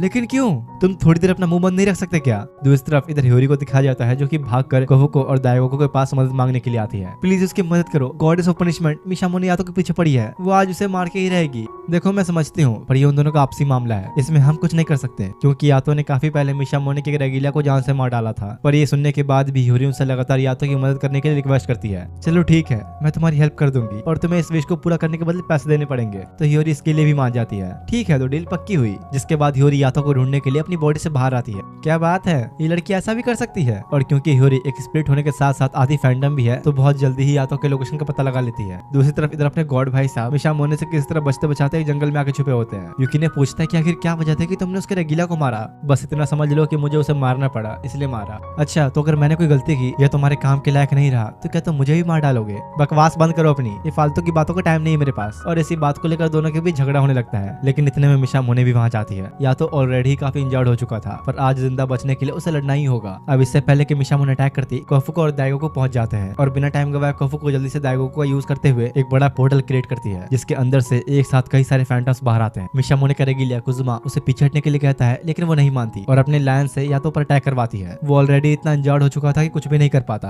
पर उसी वक्त नोरा अपीयर होती है। तुमने मेरे मास्टर को चोट पहुंचाने की हिम्मत भी कैसे की? वो उस लैंड के ऊपर अटैक करके थोड़ी देर के लिए उसे रोक लेती है। और क्योंकि अभी मिशामोने हर तरफ से घिर चुकी है, तो कुजुमा उसे कहता है कि हमें वापस चलना होगा, इनके सामने अभी हम टिक नहीं सकते। उसके रेगिलिया लाइन की हालत भी काफी खराब हो चुकी थी, तो ना चाहते हुए भी उसे पीछे हटना पड़ता है। और जाते जाते कुजुमा यातो की तरफ झुक के उसे थैंक्स कहता है। उसने ऐसा क्यों किया ये तुम्हें आगे पता चलेगा। पर इतने बड़े हंगामे की वजह से हियोरी काफी परेशान हो जाती है, क्योंकि हो सकता है कि मिशामोने यातो के ऊपर दोबारा अटैक करे। साथ ही यूकिने भी अभी काफी उदास था, तो वो खाना नहीं खाता। दूसरी तरफ यातो को दिखाया जाता है जहाँ पर उसके कंधे पर गहरी चोट आ चुकी थी, यानी कि वो अपवित्र हो चुका है और कोई आसपास उसकी हेल्प करने के लिए भी नहीं। तभी नोरा वहाँ आती है। मास्टर, मैं हमेशा आपके साथ हूँ, जब भी आप चाहो मैं आपकी रेगिलिया बनने के लिए तैयार हूँ। इधर यहाँ मिशामोने को दिखाया गया जो कि अभी यातो के बारे में ही सोच रही थी, पर कुजुमा अपनी पूरी कोशिश करता है कि वो ज्यादा यातो के बारे में ना सोचे, क्योंकि अभी एक और बड़ी प्रॉब्लम सामने है। कोफुको के क्रिएट हुए पोर्टल से काफी सारे फैंटम्स बाहर आ चुके हैं, और क्योंकि ये सब एक तरह से उसकी वजह से हुआ था, तो इसलिए उन्हें खत्म करने की जिम्मेदारी मिशामोने अपने ऊपर ले लेती है। और इस काम के लिए उसके पास एक बड़ी रेगिलिया आर्मी तैयार है। यही वजह है कि मिशामोने मोस्ट पावरफुल गॉडेस है। अगले दिन सुबह हियोरी यूकिने को ब्रेकफास्ट देने जाती है, पर जब वो आवाज लगाने पर भी कोई रिप्लाई नहीं देता, तो वो अंदर चली जाती है, जहाँ अपने गॉड यातो लेटकर आराम फरमा रहे हैं। तुम जिसे ढूंढने आई हो वो यहाँ नहीं है। सुबह सुबह ही वो टेंजन के पास चला गया। अरे तो तुमने उसे रोका क्यों नहीं? क्यों रोकता भला, मुझे उससे कोई मतलब नहीं, तुम चाहो तो ढूंढने जा सकती हो। ये सुनते ही हियोरी जल्दी से भागते हुए टेंजन के पास आती है, जहाँ वो उसे बताते हैं कि हाँ यूकिने आया था और उसने मुझसे रिक्वेस्ट भी किया था कि मैं उसे अपने साथ रख लूं, लेकिन मुझे उसे मना करना पड़ा, क्योंकि ऐसा करने से यूकिने भी नोरा बन जाता। ये नाम सुनते ही हियोरी हैरान होते हुए इस बारे में पूछती है कि आखिर नोरा है क्या, क्योंकि उसे अब तक ही लग रहा था कि नोरा उस स्पिरिट का नाम है। देखो अगर कोई रेगिलिया जिसका पहले से ही कोई और मास्टर है पर इसके बावजूद उसने किसी और गॉड के साथ काम किया तब उसे नोरा कहा जाता है। यानी कि जो रेगिलियाज अपने मास्टर को धोखा देते हैं वो नोरा बन जाते हैं। ये सुनकर ह्यूरी को उस लड़की नोरा के बारे में याद आता है जिसके ऊपर तो कई सारे सील्स थे, यानी कि उसने काफी बार अपना मास्टर बदला है। इधर यहाँ यातो को दिखाया जाता है जो अभी तक अपना घाव जिसे गॉड्स अपवित्रता मानते हैं उसे अब तक साफ नहीं कर पाया और उससे कल रात वाली नोरा की बात याद आने लगती है जब वो यातो को उकसा रही थी कि वो उसे अपना रेगिलिया बना ले। दूसरी तरफ ह्यूरी यूकिने को ढूंढते ढूंढते काफी थक चुकी थी और उसे ऐसा लगता है कि सब खत्म हो गया, पर तभी सामने नजर आती है मिशामोने। ये यहाँ क्या कर रही है? मुझे जल्दी यहाँ से निकलना होगा। और जैसे ही वो जाने की कोशिश करती है पीछे से कुजुमा आ जाता है। तो मैं सही था, तुम उन्हें देख सकती हो। यूरी उसे देख के काफी डर गई थी तो भागने की कोशिश करती है, लेकिन कुजुमा एक स्पेल का यूज करके उसे वहीं फ्रीज कर देता है। इतने में ही वहाँ मिशामोने भी आ जाती है जो ह्यूरी को देख नहीं पाती, लेकिन क्योंकि ह्यूरी उसे देख सकती है तो उसको पसीने छूटने लगते हैं और जब वो गॉड को पुकारने लगती है तो उसके दिमाग में सिर्फ यातो का ही चेहरा आ रहा होता है, क्योंकि भाई वो भी तो एक गॉड ही है। और यहाँ पर कुजुमा के स्पेल की वजह से ही है कि मिशामोने अभी ह्यूरी को देख नहीं सकती। जिसके बाद जब वो वहां से चली जाती है तो कुजुमा ह्यूरी से कहता है कि अच्छा होगा अगर तुम इन सब मामलों से दूर रहो, नहीं तो मिशामोने तुम्हें भी मार डालेगी। हाँ लेकिन तुमने भी मेरी मदद क्यों की? तुम तो यातो को मारना चाहते हो ना। देखो भले ही फिलहाल यातो हमारा दुश्मन है, लेकिन मैं ये कभी नहीं भूल सकता कि गॉड यातो ने एक बार मेरी जान बचाई थी, मुझे कभी थैंक्स कहने का मौका नहीं मिला। यही वजह थी कि कुजुमा ने पिछली फाइट के दौरान यातो का थैंक्स कहा था। पता नहीं तुम जानती हो या नहीं, पर अभी यातो के पूरे शरीर में ही अपवित्रता फैलती जा रही है। ये किसी चोट की वजह से नहीं बल्कि उसके रेगिलिया यूकिनी की वजह से हो रहा है। जल्दी ही हमें उसका कुछ करना होगा, नहीं तो यातो की जान खतरे में आ जाएगी। ये सुनकर ह्यूरी को याद आता है कि यातो पहले भी कई लोगों को मारा करता था और उसने एक रेगिलिया को भी मारा है, तो कहीं वो गुस्से में आकर यूकिनी के साथ ऐसा न कर दे। इसके बाद अब शाम में एक पार्क का सीन दिखाया जाता है जहाँ पर यूकिनी टेंजन के ऊपर गुस्सा हो रहा था क्योंकि उसने उसे रखने से मना जो कर दिया। अचानक ही तब वहाँ यातो प्रकट होता है। क्या बात है, लगता है यहाँ खड़े तुम लॉर्ड टेंजन के ऊपर गुस्सा निकाल रहे हो। जाओ यहाँ से, मैं अब तुम्हारे साथ काम नहीं करना चाहता। देखो बस एक बार ही पूछूंगा, एक नया काम आया है, चलना है तो चलो। जिसके बाद यूकिने और यातो के स्टोर पर आते हैं जहाँ पर यातो को एक कैशियर का काम मिला है और यूकिने को कस्टमर बनने की एक्टिंग करनी है ताकि उसे देखकर और लोग यहाँ पर आए। पता नहीं बेचारे को और क्या क्या करना पड़ेगा। तभी स्टोर में कोफुको और दागोको आते हैं। यातो ये देखते डर जाता है कि भाई गरीबी की देवी यहाँ भी आ गई और जल्दी से उसे मार के बाहर फेंक देता है, क्योंकि तुम लोग तो जानते ही हो कोफुको को गॉड ऑफ पॉवर्टी कहा जाता है। तो यातो को डर है कि कहीं इसकी वजह से पूरा स्टोरी बर्बाद ना हो जाए। वैसे इन दोनों के साथ ह्यूरी भी आई होती है और वही इन्हें यहाँ पर लेकर आई है। तो यातो पूछता है कि आखिर तुम लोग यहाँ पर क्यों आए? देखो अभी मेरे पास तुम्हारे लिए एक असली काम है और फिलहाल तुम्हारी हालत देख के साफ पता लग रहा है कि तुम्हारे पास कोई ढंग का काम तो है नहीं। तभी यातो को यूकिने के गलत इरादों की फीलिंग आती है जो कि इस समय कैश काउंटर के पास खड़ा था। जल्दी से जाके वो सारे पैसे चेक करता है कि कहीं यूकिने ने कुछ चुराया तो नहीं। तुम्हें मुझ पर इतना सब यकीन नहीं? भला मैं चोरी क्यों करूंगा? और गलत इंजाम लगने की वजह से गुस्से में भाग जाता है, पर जल्दी उसका भांडा फूट गया क्योंकि पैसों वाला बॉक्स नीचे गिर जाता है, यानी कि सच में उसने चोरी किया। और अब जबकि सबने उसे देख लिया तो यूकिने वहां से भागना ही सही समझता है, जो देख के या तो कोफुको की तरफ से दिया गया काम एक्सेप्ट करते हुए ह्यूरी को लेकर यूकिने के पीछे चला जाता है, स्टोर को कोफुको और दागोको के हवाले छोड़कर। और वो दोनों अभी कैसे संभालेंगे वो तो तुम लोग भी जानते हो। दूसरी तरफ या तो एक फैंटम को मारने के लिए जा रहा होता है कि तभी पीछे से ह्यूरी आती है। बात को समझते क्यों नहीं तुम? यूकिने तुम्हारा रेगिलिया है, वो भी पहले एक इंसान ही था। रेगिलिया होने का मतलब ये नहीं कि उसमें इमोशंस नहीं है, तुम्हें उससे एक इंसान की तरह बात करनी चाहिए। लेकिन भोले भाले यातो को ये समझ ही नहीं आ रहा होता कि आखिर ह्यूरी क्या कह रही है। इधर यहाँ यूकिने अकेला बैठा हुआ था कि तभी नोरा उसके पास आती है। तो आखिर में तुम भी मेरे जैसे ही हो, एक ऐसे पेट का फल जिसे कोई खाना नहीं चाहता और हमेशा हमेशा के लिए वो अकेला पड़ जाता है।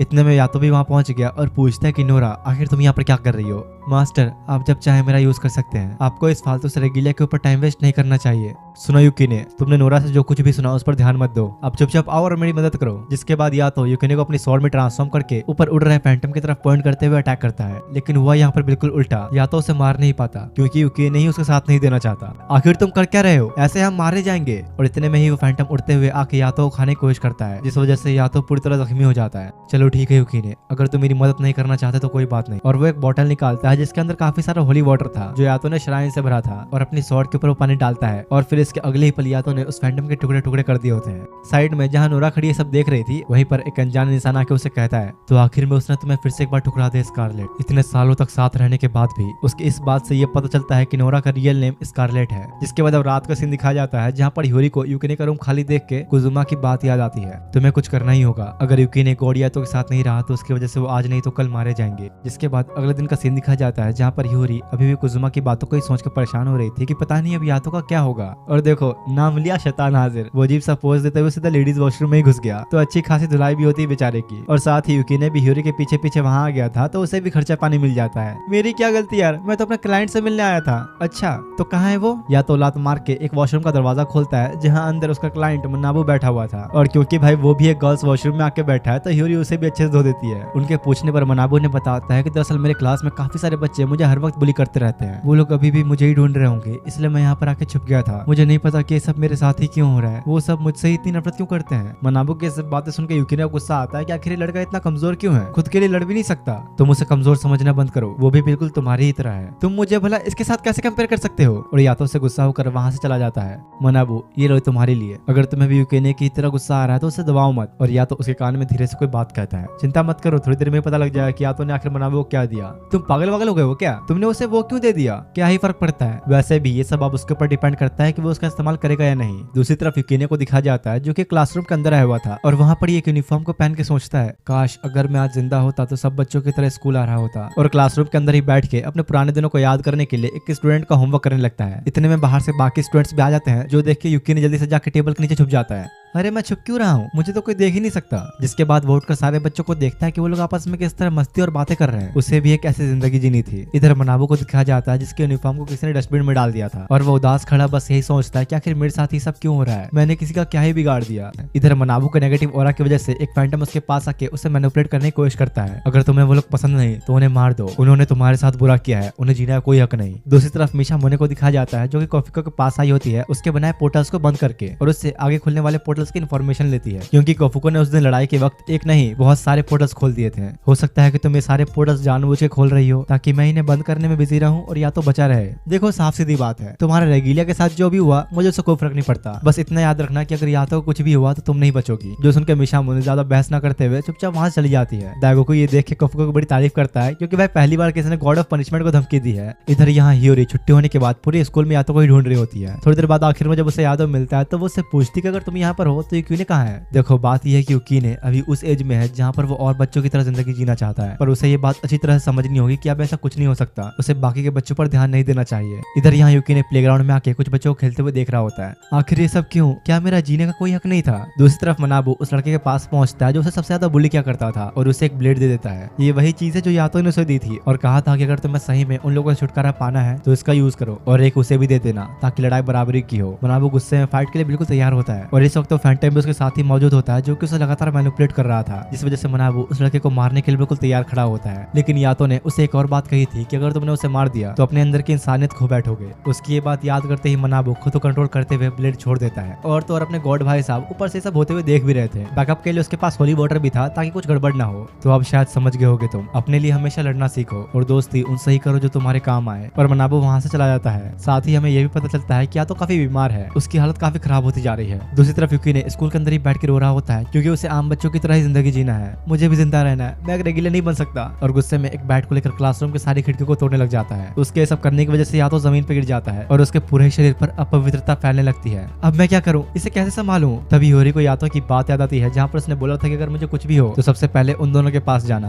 तो ह्यूरी फिर अपनी बॉडी से बाहर आके यातो को उठाने लगती है, लेकिन इस चक्कर में उसके ऊपर भी अपवित्रता फैलने लगती है। ये शायद एक तरह से वायरस की ही तरह जो छूने से फैलता है। उसे लेकर जब वो जा ही रही थी तो यूकिने भी आ जाता है। ये यातो क्या हुआ, कहाँ ले जा रही हो इसे, शायद तुम नहीं जानते पर जब भी तुम कुछ गलत कर रहे थे तो उसका दर्द यातो को सहना पड़ रहा था। इसकी ये हालत तुम्हारी वजह से ही हुई है। जिसके अब कुछ देर बाद ह्यूरी और यूकिने यातो को लेकर कोफुको के घर के पास आते हैं। प्लीज मदद करो, इसकी हालत बहुत ज्यादा खराब है। लेकिन उन्हें देखते ही दाइगो को एक बॉर्डरलाइन क्रिएट कर देता है ताकि लोग अंदर ना आ पाए। तुम ऐसा नहीं कर सकते, या तो नहीं बच पाएगा, क्या तुम्हें थोड़ी सी भी दया नहीं। अब यार ऐसा तो है नहीं कि कोफुको ने मरने के लिए बाहर ही छोड़ देगी। तो उसके काफी रिक्वेस्ट करने पर दाइगो को सिर्फ ह्यूरी को ही अंदर आने देता है। जिसके बाद कोफुके उसे शावर के पास ले जाती है ताकि उसकी अपवित्रता को साफ किया जा सके। तुम मेरा छोड़ो, यातो की हालत अभी ज्यादा खराब है। हाँ मैं जानती हूँ, लेकिन अब बहुत देर हो चुकी है। अगर हमने यूकिने को डिवाइन पनिशमेंट नहीं दी तो यातो मारा जाएगा। असल में यार इस वक्त यातो को बचाने का सिर्फ एक ही तरीका है जिसे एबुलेशन कहते हैं और उसके लिए 3 रेगिलियास की जरूरत पड़ेगी। एक तो दाइगो को खुद है पर बाकी 2 के लिए उसे आसपास के श्राइन्स यानी मंदिरों में जाना होगा। मैं अभी बाहर जा रहा हूँ, लेकिन याद रखना यूकिने, अगर तुम यहाँ से हिले तो जिंदा नहीं छोड़ूंगा। यातो की हालत और भी ज्यादा खराब होती जा रही थी तो दाइगो को ज्यादा टाइम वेस्ट न करते हुए जल्दी से रेगिलियास को ढूंढने के लिए निकल जाता है और सबसे पहले पहुंचता है वो लॉर्ड टेंजिन के पास। दाइगो को सारी प्रॉब्लम्स बताते हुए हेल्प मांगता है। जो सुन के कुछ रेगिलियास आपस में बात करने लगते हैं कि क्या तुम्हें पता है अगर इस एबुलेशन प्रोसेस में कुछ भी गड़बड़ हुई तो उन 3 रेगिलियास में से कोई भी एक फैंटम्स का शिकार बन सकता है। इसलिए टेंजिन के सारे रेगिलियास जाने से मना कर देते हैं सिवाय तमोने को छोड़कर। वो हेल्प करने के लिए तैयार थी लेकिन फिर भी अभी 2 ही हुए, उन्हें एक और चाहिए। तो दाइगो को आसपास के सारे श्राइन्स में जाकर मदद मांगने की कोशिश करता है पर इस काम के लिए कोई भी रेगिलियर तैयार नहीं होता। कोफुको भी ये सुन के काफी परेशान हो जाते हैं कि भला अब हम लोग करे तो करे क्या। वहीं पर खड़ी ह्यूरी भी कोफुको और दाइगो की वो सारी बातें सुन लेती है और क्योंकि अभी उनके पास ज्यादा टाइम नहीं बचा तो जल्दी से वो रेगिलियर को ढूंढने निकल पड़ती है।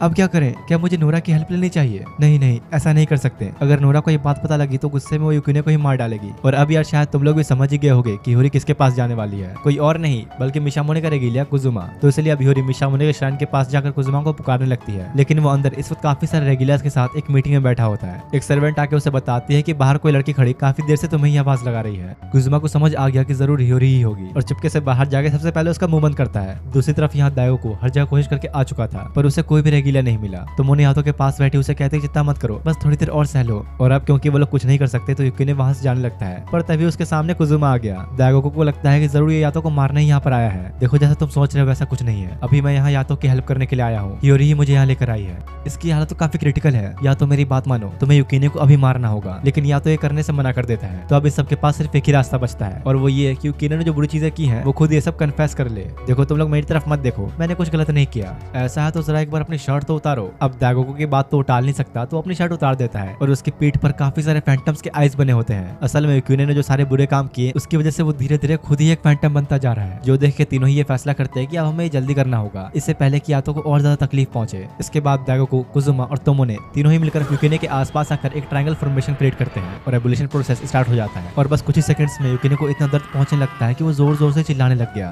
प्लीज मुझे जाने दो, मैंने कुछ गलत नहीं किया। अपने लिए कुछ पैसे चाहना क्या ये गलत है? या जो मुझे कुछ दोस्त चाहिए थे क्या वो गलत है? धीरे धीरे न चाहते हुए भी युकिने फैंटम्स के वश में आकर रूप बदलने लगता है, इसलिए वो लोग बॉर्डरलैंड को और भी छोटी कर देते हैं। पर इसके बावजूद युकिने को संभाल पाना अब भी बहुत मुश्किल हो रहा था। साथ ही रेगिला बनने के टाइम पर जो उसकी बॉडी पर एक नाम छप गया था वो भी मिटने लगता है और अगर ये नाम मिटा तो समझो सब खत्म। प्लीज मुझे माफ कर दो, मैं ही तुम्हें ढंग से रख नहीं पाया। तुम्हारी सारी जिम्मेदारी मुझ पे थी, लेकिन शायद मैं अपना फर्ज ही नहीं निभा पाया। तुम ऐसे नहीं जा सकते। और अब इससे पहले कि युकिने फैंटम्स के वश में आकर वो लाइन क्रॉस करता ह्यूरी भाग के आती है। आखिर तुम ये क्या कर रहे हो? हमें छोड़कर जा रहे हो? शायद तुम्हें अंदाजा नहीं, लेकिन तुम्हारी सबसे ज्यादा फिक्र यातो को ही है। अगर ऐसा नहीं होता तो तुम अब तक मर चुके होते, लेकिन उसने तुम्हारी हर एक गलती को माफ करके खुद ही दर्द सहा। अगर आज तुम चले गए तो मुझे और यातो को हमेशा हमेशा के लिए भूल जाना। ये सुनते ही युकिने थोड़ा रुक जाता है। देखो ये सच है कि तुम अब इंसानों से बात नहीं कर सकते, लेकिन फिर भी मैंने तुम्हें इंसानों वाला ही नाम दिया क्योंकि तुम एक इंसान ही हो और तुम्हें वैसा ही जीना होगा। यातो और ह्यूरी से बातें सुनकर उसे रियलाइज होता है कि सच में मेरे पास अब भी कुछ दोस्त हैं। और वो अपनी गलती को समझते हुए कन्फेस करता है, हाँ मैंने ही चोरी किया, मैंने स्कूल की काफी सारी खिड़कियां भी तोड़ी और साथ ही एक दुकान से स्केटबोर्ड भी चुराया। युकिने सारी गलतियां मान के रोते हुए सबसे माफी मांगता है, जिसके बाद जाके फाइनली ये सब खत्म होता है और ये एबोल्यूशन प्रोसेस कामयाब रहा। अगली सुबह कोफुको यातो और युकिने को अच्छे से चेक करती है और दोनों ही बिल्कुल फिट हो गए होते हैं। यातो भी युकिने के साथ सबसे माफी मांगता है और मन ही मन सोचता है कि अगर आज मेरे साथ ह्यूरी ना होती तो मैं स्कूल में ही मर चुका होता और अगर उसने नोरा को बुला लिया होता तो युकिने मर जाता। एक बार फिर से उसने मेरी जान बचा ली। और यहाँ पर कुछ ज्यादा इमोशनल सीन क्रिएट होने की वजह से सब रोने लग जाते हैं, यहाँ तक कि दागोको भी। दूसरी तरफ नोरा को दिखाया जाता है जो कि इस वक्त उसी आदमी के साथ होती है जिसने उसे स्कारलेट कहकर पुकारा था। तो क्या तुम्हें सच में यकीन है कि या तो गॉड ऑफ वॉर रह चुका है? इधर यहाँ युकिने दागोको के रेस्टोरेंट में साफ सफाई और खाना बनाने का काम कर रहा होता है। वहीं पर ह्यूरी भी उससे मिलने आती है और असल में मेन बात यह है कि सब ठीक हो जाने के बाद युकिने दागोको के पास पार्ट टाइम जॉब करने लगा है ताकि उसने अब तक जो सब गलतियां की हैं उसे ठीक कर सके। और पीछे खड़ा है तो ये सब सुनकर काफी इमोशनल हो जाता है कि भाई युकिने कितना अच्छा बन गया है। देखो मेरे काम करने की एक वजह या तो भी है क्योंकि हम दोनों में से किसी को तो पैसे कमाने ही होंगे ना। जो उनके बेचारे को एक झटका लगता है क्योंकि एक तरह से युकिने ने उसे निकम्मा कह दिया। दागोको ह्यूरी को बताता है कि युकिने तुम्हारे स्कूल की बुक्स पढ़ना चाहता है ताकि वो भी वो सब कर सके जो हाई स्कूल के स्टूडेंट्स करते हैं। हाँ वैसे भी तुम पुरानी बुक्स तो फेंकने वाली थी ना, तो उससे अच्छा मुझे ही दे दो। जो सुनकर ह्यूरी भी रोने लगती है और कहते कि तुम मेरी सारी बुक्स ले लो और साथ साथ या तो भी इमोशनल होकर रोने लगता है। दोनों को यकीन नहीं हो रहा कि युकिने इतना अच्छा बन गया। लेकिन तभी कोफुको वहाँ आती है। वैसे तुम दोनों को याद तो है ना, मेरे पैसे भी देने हैं तुम्हें, मैंने तुम्हारी हेल्प की तो मुझे उसके बदले इतने पैसे चाहिए। ह्यूरी सोचती है कि ये तो एक गॉड है तो बस ज्यादा से ज्यादा 5 येन ही लेगी। और क्या 5 येन नहीं बल्कि 5 मिलियन येन, और तुम्हारी 2 बार हेल्प की मैंने तो ये होते हैं टोटल 10 मिलियन। जो सुनकर ह्यूरी सदमे में चली जाती है। देखो कोफुको तुम ऐसा नहीं कर सकती, कम से कम तुम्हें स्टूडेंट डिस्काउंट तो देना ही चाहिए। चलो अगर ऐसा है तो ठीक है, मुझे बस 1 मिलियन ही दे दो। देखा देखा मैंने सीधे 90% डिस्काउंट दिलवा दिया ना। लेकिन ह्यूरी को सुन के बहुत ही गुस्सा आ जाता है। एक तो तुमने अब तक मेरी प्रॉब्लम ठीक भी नहीं की और तो और ऊपर से मुझे सारे पैसे देने को कह रहे हो। इनकी लड़ाई की आवाजें गार्डन में बैठे दागोको तक भी आ रही थी। कुछ देर बाद या तो दोनों को साथ लेकर टेंजिन के पास पहुंचता है, उसको थैंक्स कहने की उसने तोमोने को भेजा मदद के लिए। तो वो उसे पूछती कि आखिर तुम सोच क्या रहे थे, अपनी हालत इतनी खराब क्यों होने दी? अगर तुम पहले युकिने को अलग कर देते तो इतना दर्द नहीं सहना पड़ता। हाँ मैंने ऐसा नहीं किया क्योंकि युकिने कुछ अलग है, उसमें सभी से कुछ अलग बात है और मैं उसे खोना नहीं चाहता। साथ ही मैं चाहता था कि उसे खुद अपनी गलती रियलाइज हो। तभी टेंजिन और यातो की आपस में किसी बात पर बहस छिड़ जाती है। इधर तोमोने ह्यूरी और युकिने को अपने साथ लेकर साइड में आती है और उन्हें बताती है कि शायद तुम लोग अभी नहीं जानते पर काफी टाइम पहले टेंजिन ने भी एक रेगिलिया को निकाल दिया था क्योंकि वो पूरी तरह अपवित्र हो चुकी थी। तुम्हारे साथ भी कुछ ऐसा ही हुआ था युकिने, और वो एक कॉन्टेंजियस स्टेट था। तुम गायब भी हो सकते थे लेकिन तुम बच गए। हाँ मुझे पता है गलती मेरी थी, मुझे माफ कर दो। नहीं तुम्हें माफी मांगने की जरूरत नहीं। वैसे मैं भी तुम्हें समझ सकती हूँ, एक रेगिलिया होना आसान नहीं, छोटी सी गलती से भी हम अपवित्र हो सकते हैं क्योंकि हम चारों ही तरफ से फैंटम से घिरे हुए हैं। तो ऐसे में कभी भी ऐसा हो सकता है कि हमारे गलत इरादे हम पे हावी हो जाएं। दूसरी तरफ या तो यहाँ पर टेंजिन को बता रहा होता है कि पता नहीं क्यों एक्सीडेंट के बाद से ह्यूरी की स्पिरिट उसकी बॉडी से बाहर आ जाती है, पता नहीं ऐसा क्यों हो रहा है, पर मैंने उसे प्रॉमिस किया हुआ है कि मैं उसकी हेल्प करूंगा, लेकिन सच कहूँ तो मुझे खुद ही नहीं पता कि इसे कैसे ठीक किया जाए, इसलिए मैं उसे टाल रहा था। लेकिन अभी लगाकर 3 वर्ष ने मेरी जान बचा ली, तो सोच रहा हूँ कि उसकी मदद कर ही दूं। या तो तुम और कितने गिरोगे? फिर टेंजिन उसे कहता है अगर तुम्हें सही में उसे ठीक करना है तो अपने और उसके बीच के रिलेशन को खत्म कर दो, क्योंकि ऐसा हो सकता है कि तुम्हारे साथ उसका कनेक्शन होने की वजह से वो बार बार हमारे वर्ल्ड की तरफ खींच रही हो, तो तुम्हें अपने और उसके बीच का रिश्ता खत्म करना होगा, शायद इससे कुछ असर पड़े। या तो ये बात सुनकर इतना हैरान था कि बस खड़ा देखता ही रह जाता है। अगले सीन में ह्यूरी अपने दोस्तों के साथ होती है, जहाँ पर ये पता चलता है कि न्यू ईयर आने वाला है, तो इसलिए वो लोग श्राइन विजिट का प्लान कर रहे थे। उनसे बात करते हुए ह्यूरी को एक गॉड राबू सामा के बारे में पता चलता है, जो कि आजकल काफी पॉपुलर है। अगर कोई इंसान उस गॉड को किसी ऐसे का नाम बताए जिसे वो गायब करना चाहता है, तो राबू सामा उसे सच में गायब कर देता है। और वैसे ये है कौन, ये तुम्हें जल्दी पता लगेगा। जिसके बाद कोफुको का घर दिखाया जाता है, जहाँ पर ह्यूरी यूकिने को पढ़ा रही होती है। दोनों ही काफी मेहनत करने में लगे थे, तो दाइगो को इनके लिए स्नैक्स लेकर आता है, लेकिन अंदर तो या तो बैठा स्नैक्स का इंतजार कर रहा था, तो दाइगो को भी उस पर अपना प्यार बरसा देता है। रात में जब ह्यूरी घर पर आती है तो उसे अपने एक फ्रेंड यामा का मैसेज आता है श्राइन विजिट के लिए, और दूसरी तरफ अपने गॉड भाई साहब को मिला होता है एक डॉग हाउस क्लीन करने का काम। लेकिन उल्टा यातो को ही उस डॉग के घर से जलन होने लगती है, क्योंकि वो घर इतना बड़ा जो है वो अंदर बैठा ही था कि उसे ह्यूरी का कॉल आता है, जो कि आज रात यातो और यूकिने को श्राइन विजिट बुला रही थी। हाँ मैं आ जाता, पर क्या करूँ आजकल काम में बहुत बिजी हूँ, चिंता मत करो, वहाँ खाने के लिए भी बहुत सारी चीजें मिलेंगी। जो सुनकर दोनों ही जाने के लिए मान जाते हैं। कुछ देर बाद जब ह्यूरी रेडी होकर श्राइन विजिट के लिए जाने लगी, तो पीछे एक बिल्डिंग के ऊपर सिनोरा उसे देख रही होती है। ये वही गॉड है जिसके बारे में ह्यूरी के दोस्त बात कर रहे थे कुछ देर पहले, गॉड राबू सामा। तो ये वही लड़की है जो यातो के साथ रहा करती है, चलो उसे मार डालते हैं। नहीं रुको, अभी ये हमारे काफी काम आ सकती है। अगले सीन में ह्यूरी अपने दोस्तों से मिलती है, जो कि बड़े चोमू से बन के आए हुए थे, और उसको इतना सजा हुआ देखकर हैरान होते हैं। आज मैं तुम लोग को अपने एक और फ्रेंड से मिलवाने वाली हूँ। अच्छा वो एक लड़का है, मतलब इसलिए तुम इतना सच के आई हो? जरूर तुम दोनों के बीच कुछ चल रहा होगा। अरे नहीं नहीं, ऐसा कुछ नहीं जैसा तुम लोग सोच रहे हो। जिसके बाद तीनों थोड़ा घूमते फिरते हुए श्राइन विजिट करते हैं, पर अब तक उसे यातो नहीं मिला था, तो ह्यूरी उसे ढूंढने लगती है, और कुछ समय बाद काफी लोगों के भीड़ में यातो उसे दिख भी जाता है, तो वो उसको बुलाने के चक्कर में उसके पीछे चली जाती है, और हमेशा की तरह ही अपनी बॉडी फिर से वहीं पर छोड़ गई। दूसरी तरफ यातो इधर यूकिने के साथ भागते हुए कहीं जा रहा होता है, क्योंकि उसे एक नया काम मिला है फैंटम्स को मारने का। दोनों आप बताई हुई जगह पर पहुंचते हैं, जहाँ पर एक फैंटम था, और यातो उसे बड़े आराम से मार देता है। लेकिन सिर्फ एक नहीं, अब उसके सामने एक साथ कई सारे फैंटम्स अपीयर होते हैं, और अब इन्हें मारने के अलावा उसके पास और कोई रास्ता नहीं, तो यातो लड़ने के लिए तैयार हो जाता है, और दूर से खड़ा राबू ये सब देख रहा था। तो यातो और यूकिने, चलो देखते हैं कि आखिर तुम लोग अब क्या कर सकते हो। असल में यार सारे फैंटम्स यहाँ पर राबू नहीं बुलाए थे, ताकि वो यातो के रियल पावर्स देख सके। इधर ह्यूरी उन दोनों को ढूंढते ढूंढते एक अलग ही जगह पर पहुंच जाती है, जहाँ पर यातो तो नहीं मिलता, लेकिन नोरा मिल जाती है।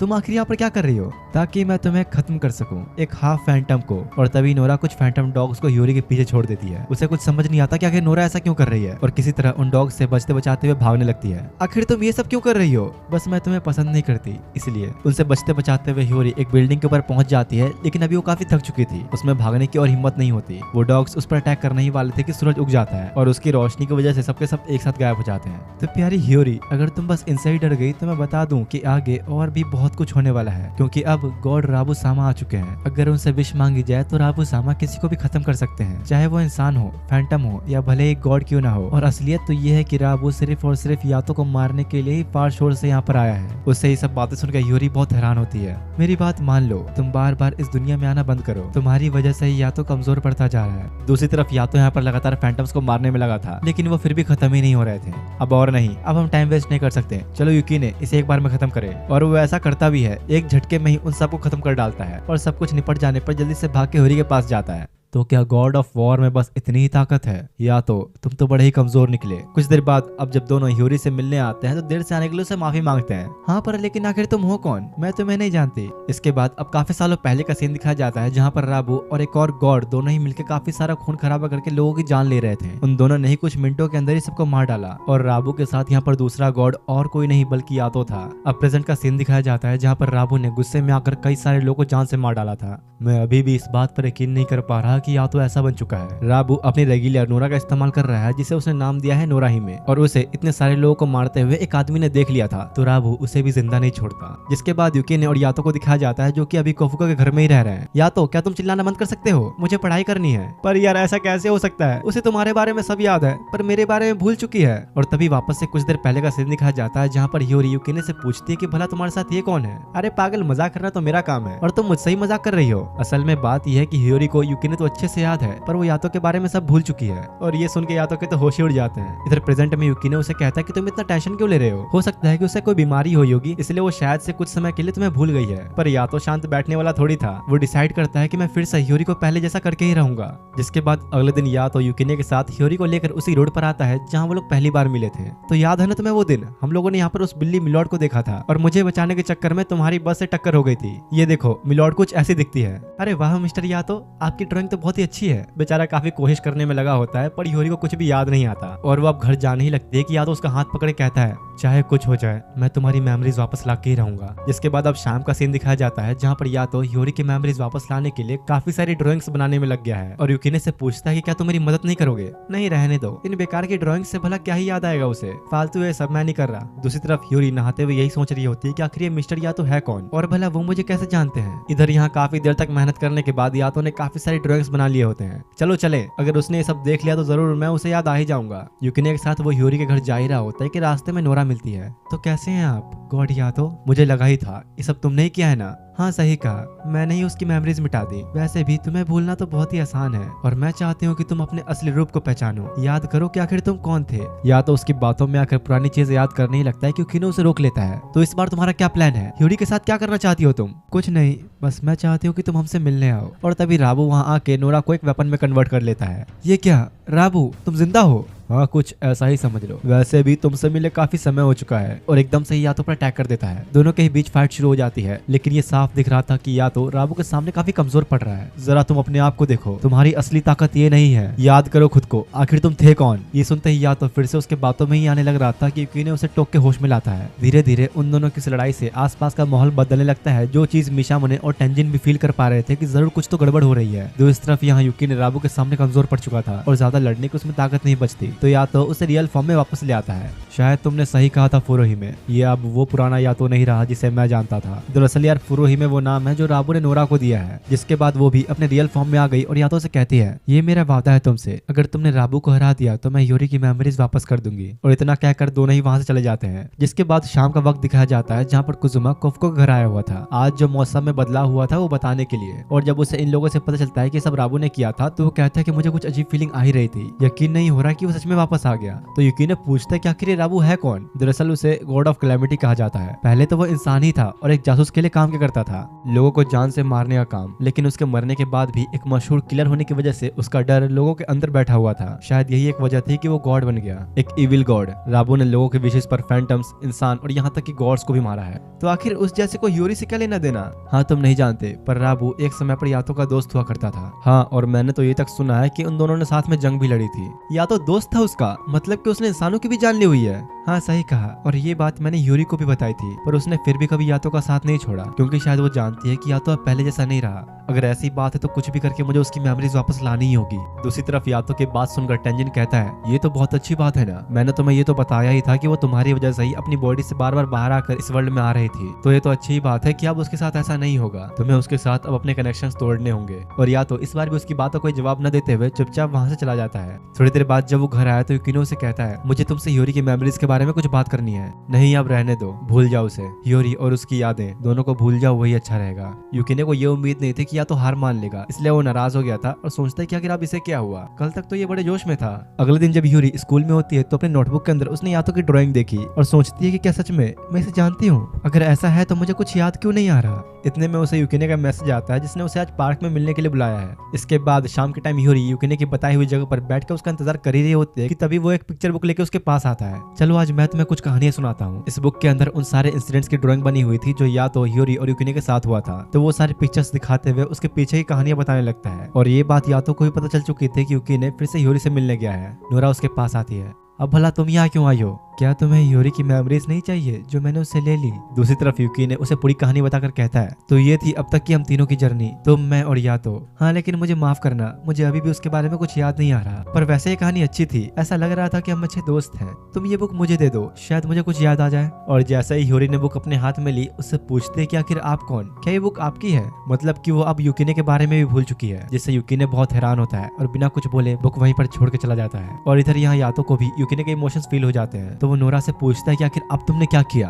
देखो साफ सीधी बात है, अब धीरे धीरे यूरी अपनी सारी मेमोरीज खोती जा रही है। अगर जल्दी तुम उनसे मिलने नहीं आए तो कुछ भी नहीं बचेगा। रात के समय यूकी नदी के पास बैठकर रो रहा था कि तभी यातो वहाँ पर आता है। तुम उदास मत हो, अब हम यूरी की मेमोरीज वापस लाने जा रहे हैं, लेकिन याद रखना उससे लड़ना आसान नहीं। शायद मैं तुम्हें खो भी सकता हूँ और यही वो लोग चाहते हैं। हाँ लेकिन मुझे फर्क नहीं पड़ता, मैं तैयार हूँ, बस तुम खुद पे विश्वास रखो, हम जरूर जीतेंगे। दूसरी तरफ दिखाया जाता है कि ह्यूरी यूकिने की वो दी हुई बुक को अपने साथ ले आई है। अगली सुबह यूकिने और यातो ह्यूरी से मिलने आते हैं जहाँ वो अभी स्कूल जाने के लिए निकल रही थी। तुम चिंता मत करो, चाहे कुछ हो जाए तुम्हारी मेमोरीज हम वापस ला के रहेंगे। दोनों को इस तरह देख ह्यूरी भी रोने लगती है, जिसका मतलब साफ था कि उसे कुछ न कुछ याद आने लगा है। यातो और यूकिने वहाँ से जाने लगते हैं जो ह्यूरी को अच्छा नहीं लगता और वो उन्हें रोकने की कोशिश में फिर से अपनी बॉडी से बाहर आ जाती है। इधर यहाँ राबू अपने श्राइन के पास खड़ा यातो का इंतजार कर रहा होता है। जी हाँ, ये राबू का ही श्राइन है। एक ऐसा भी टाइम था जब यहाँ पर ढेर सारे लोग अपनी विश मांगने आया करते थे, लेकिन अभी के टाइम पर ये खंडहर जैसी जगह बन चुकी है। तो जहाँ हमारा जन्म हुआ वहीं अंत भी होगा। सही कहा ना यातो। और थोड़ी देर बाद यातो भी आ जाता है जहाँ यूरी की स्पिरिट भी उसके साथ आ गई थी। अरे यार भला तुम मेरे साथ यहाँ कैसे आ गई? तुमने अपनी बॉडी कहाँ छोड़ दी? लेकिन यूरी को अभी भी कुछ याद नहीं होता। अपनी पूंछ देख के ही वो हैरान होती है कि भला ये क्या चीज है। तो आखिरकार मेरे दोस्त तुम आ ही गए, चलो तो एक बार फिर तैयार हो जाओ। यातो यूरी को दूर जाने के लिए कह के यूकिने के साथ उसे लड़ने के लिए आगे बढ़ता है, पर अभी जैसा कि तुम लोग देख ही सकते हो कि राबू यातो से ज्यादा स्ट्रॉन्ग है और उसके अटैक को डॉज करते हुए यातो को एक वाटर बबल में ट्रैप कर देता है। क्या बकवास है, मैं जिस यातो को जानता था वो अभी तक नहीं लौटा।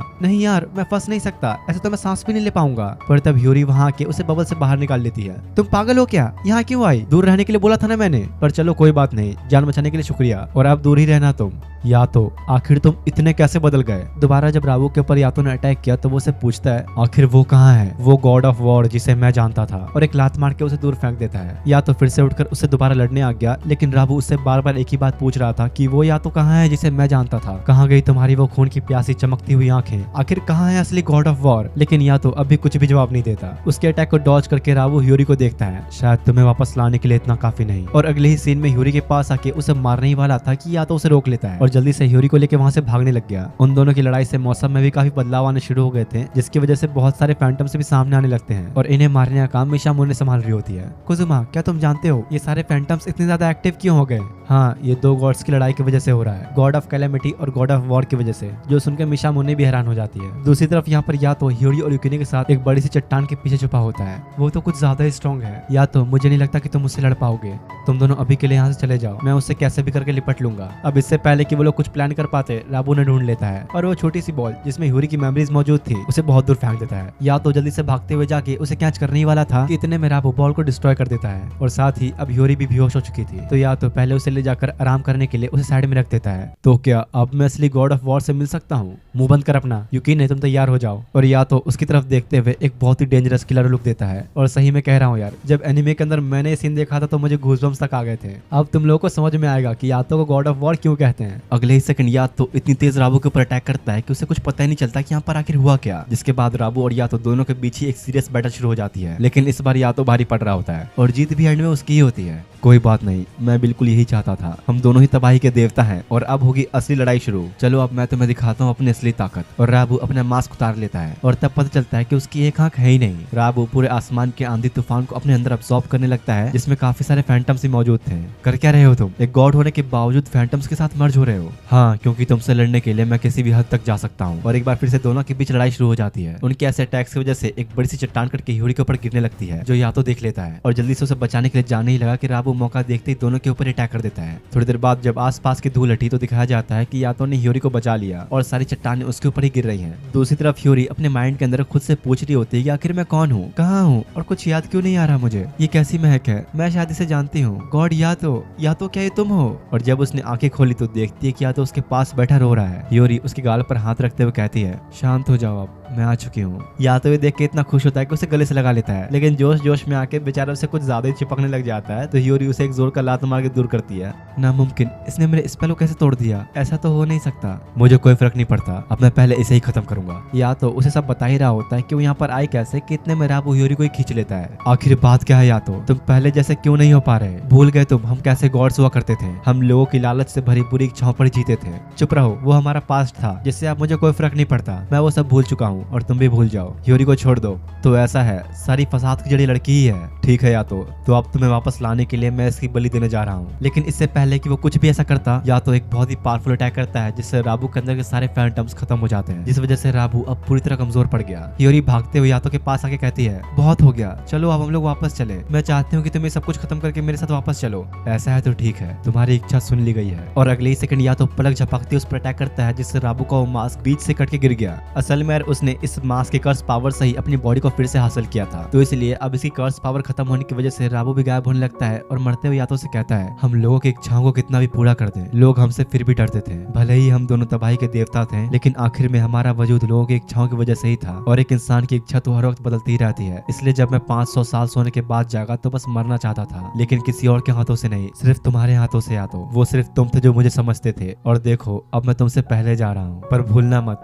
आखिर में हम दोनों का ही नसीब एक जैसा है। नहीं, तुम गलत हो, मैं तुम्हारी तरह नहीं, मैं बदल चुका हूँ। और अपने कुछ आखिरी शब्दों को कहते हुए राबू गायब हो जाता है। धीरे धीरे अब आसमान भी साफ होने लगता है। टेंजिन और मिशामोने भी समझ जाते हैं कि जरूर किसी गॉड का अंत हुआ है। जिसके बाद शाम के वक्त नोरा को दिखाया जाता है, जो कि उस टूटे हुए मास्क को उठाते हुए कहती है, मेरा ये तरीका तो फेल हो गया, अब मुझे अपने फादर से ही बात करनी होगी। दूसरी तरफ जब तीनों घर जा रहे होते हैं तो युकी ने ह्योरी से पूछता है कि आखिर ये सब हुआ कैसे, तुम्हारी याददाश्त वापस कैसे आ गई। ह्योरी ये कहने ही वाली थी कि सब यातो की महक की वजह से हुआ, मुझे वो काफी पसंद है, लेकिन तभी शर्माते हुए टॉपिक चेंज कर देती है। देखो ह्योरी, अगर तुम्हें सच में ठीक होना है तो तुम्हें हमारे साथ के सारे कनेक्शंस तोड़ने होंगे, हमें भूलना होगा, तभी तुम नॉर्मल दुनिया में इंसानों की तरह रह पाओगी। नहीं, मैं ऐसे ही ठीक हूँ, मुझे कोई कनेक्शंस नहीं तोड़ने। और ये बात जब कोफुको को पता चलती है तो उसका शक यकीन बदल जाता है कि जरूर ह्योरी और यातो के बीच कुछ ना कुछ चल रहा है। देखो, मुझे नहीं पता कि इसने ऐसा डिसीजन क्यों लिया, पता नहीं इसके पीछे कोई वजह है भी या नहीं। नहीं, ऐसा नहीं है, वजह है, मैं तुम लोगों के साथ रहना चाहती हूँ, हमेशा हमेशा के लिए, पर वो तुम हो जो मेरे साथ सारे कनेक्शंस तोड़ना चाहते हो। और ये सब सुन के कोफुको और दागो को बड़े खुश होते हैं कि फाइनली इसने कह ही दिया। यातो भी शर्मा गया था तो अपना हाथ उसकी तरफ बढ़ाते हुए कहता है, तुम्हें 5 येन देने होंगे ताकि मैं तुम्हारी ये विश पूरी कर सकूं। और ह्योरी खुशी खुशी उसे दे भी देती है। कॉइन की बात कर रहा हूँ मैं, कुछ और मत समझ लेना। तो ठीक है बर्ड्स, तुम्हारी ये पुकार सुन ली गई है। और यार, इसी के साथ नोरागामी का सीजन 1 यहीं पर एंड होता है। सीरीज तो अच्छी लगनी ही चाहिए तुम्हें, क्योंकि इसकी IMDb रेटिंग 8.2 से भी ज्यादा है। इसका भी सीजन 2 भी है, लेकिन वो तभी आएगा जब इस वीडियो के ऊपर 1000 कमेंट्स होंगे। मिलते हैं आप तुम लोगों से नेक्स्ट वीडियो में, तब तक के लिए थैंक्स फॉर वॉचिंग।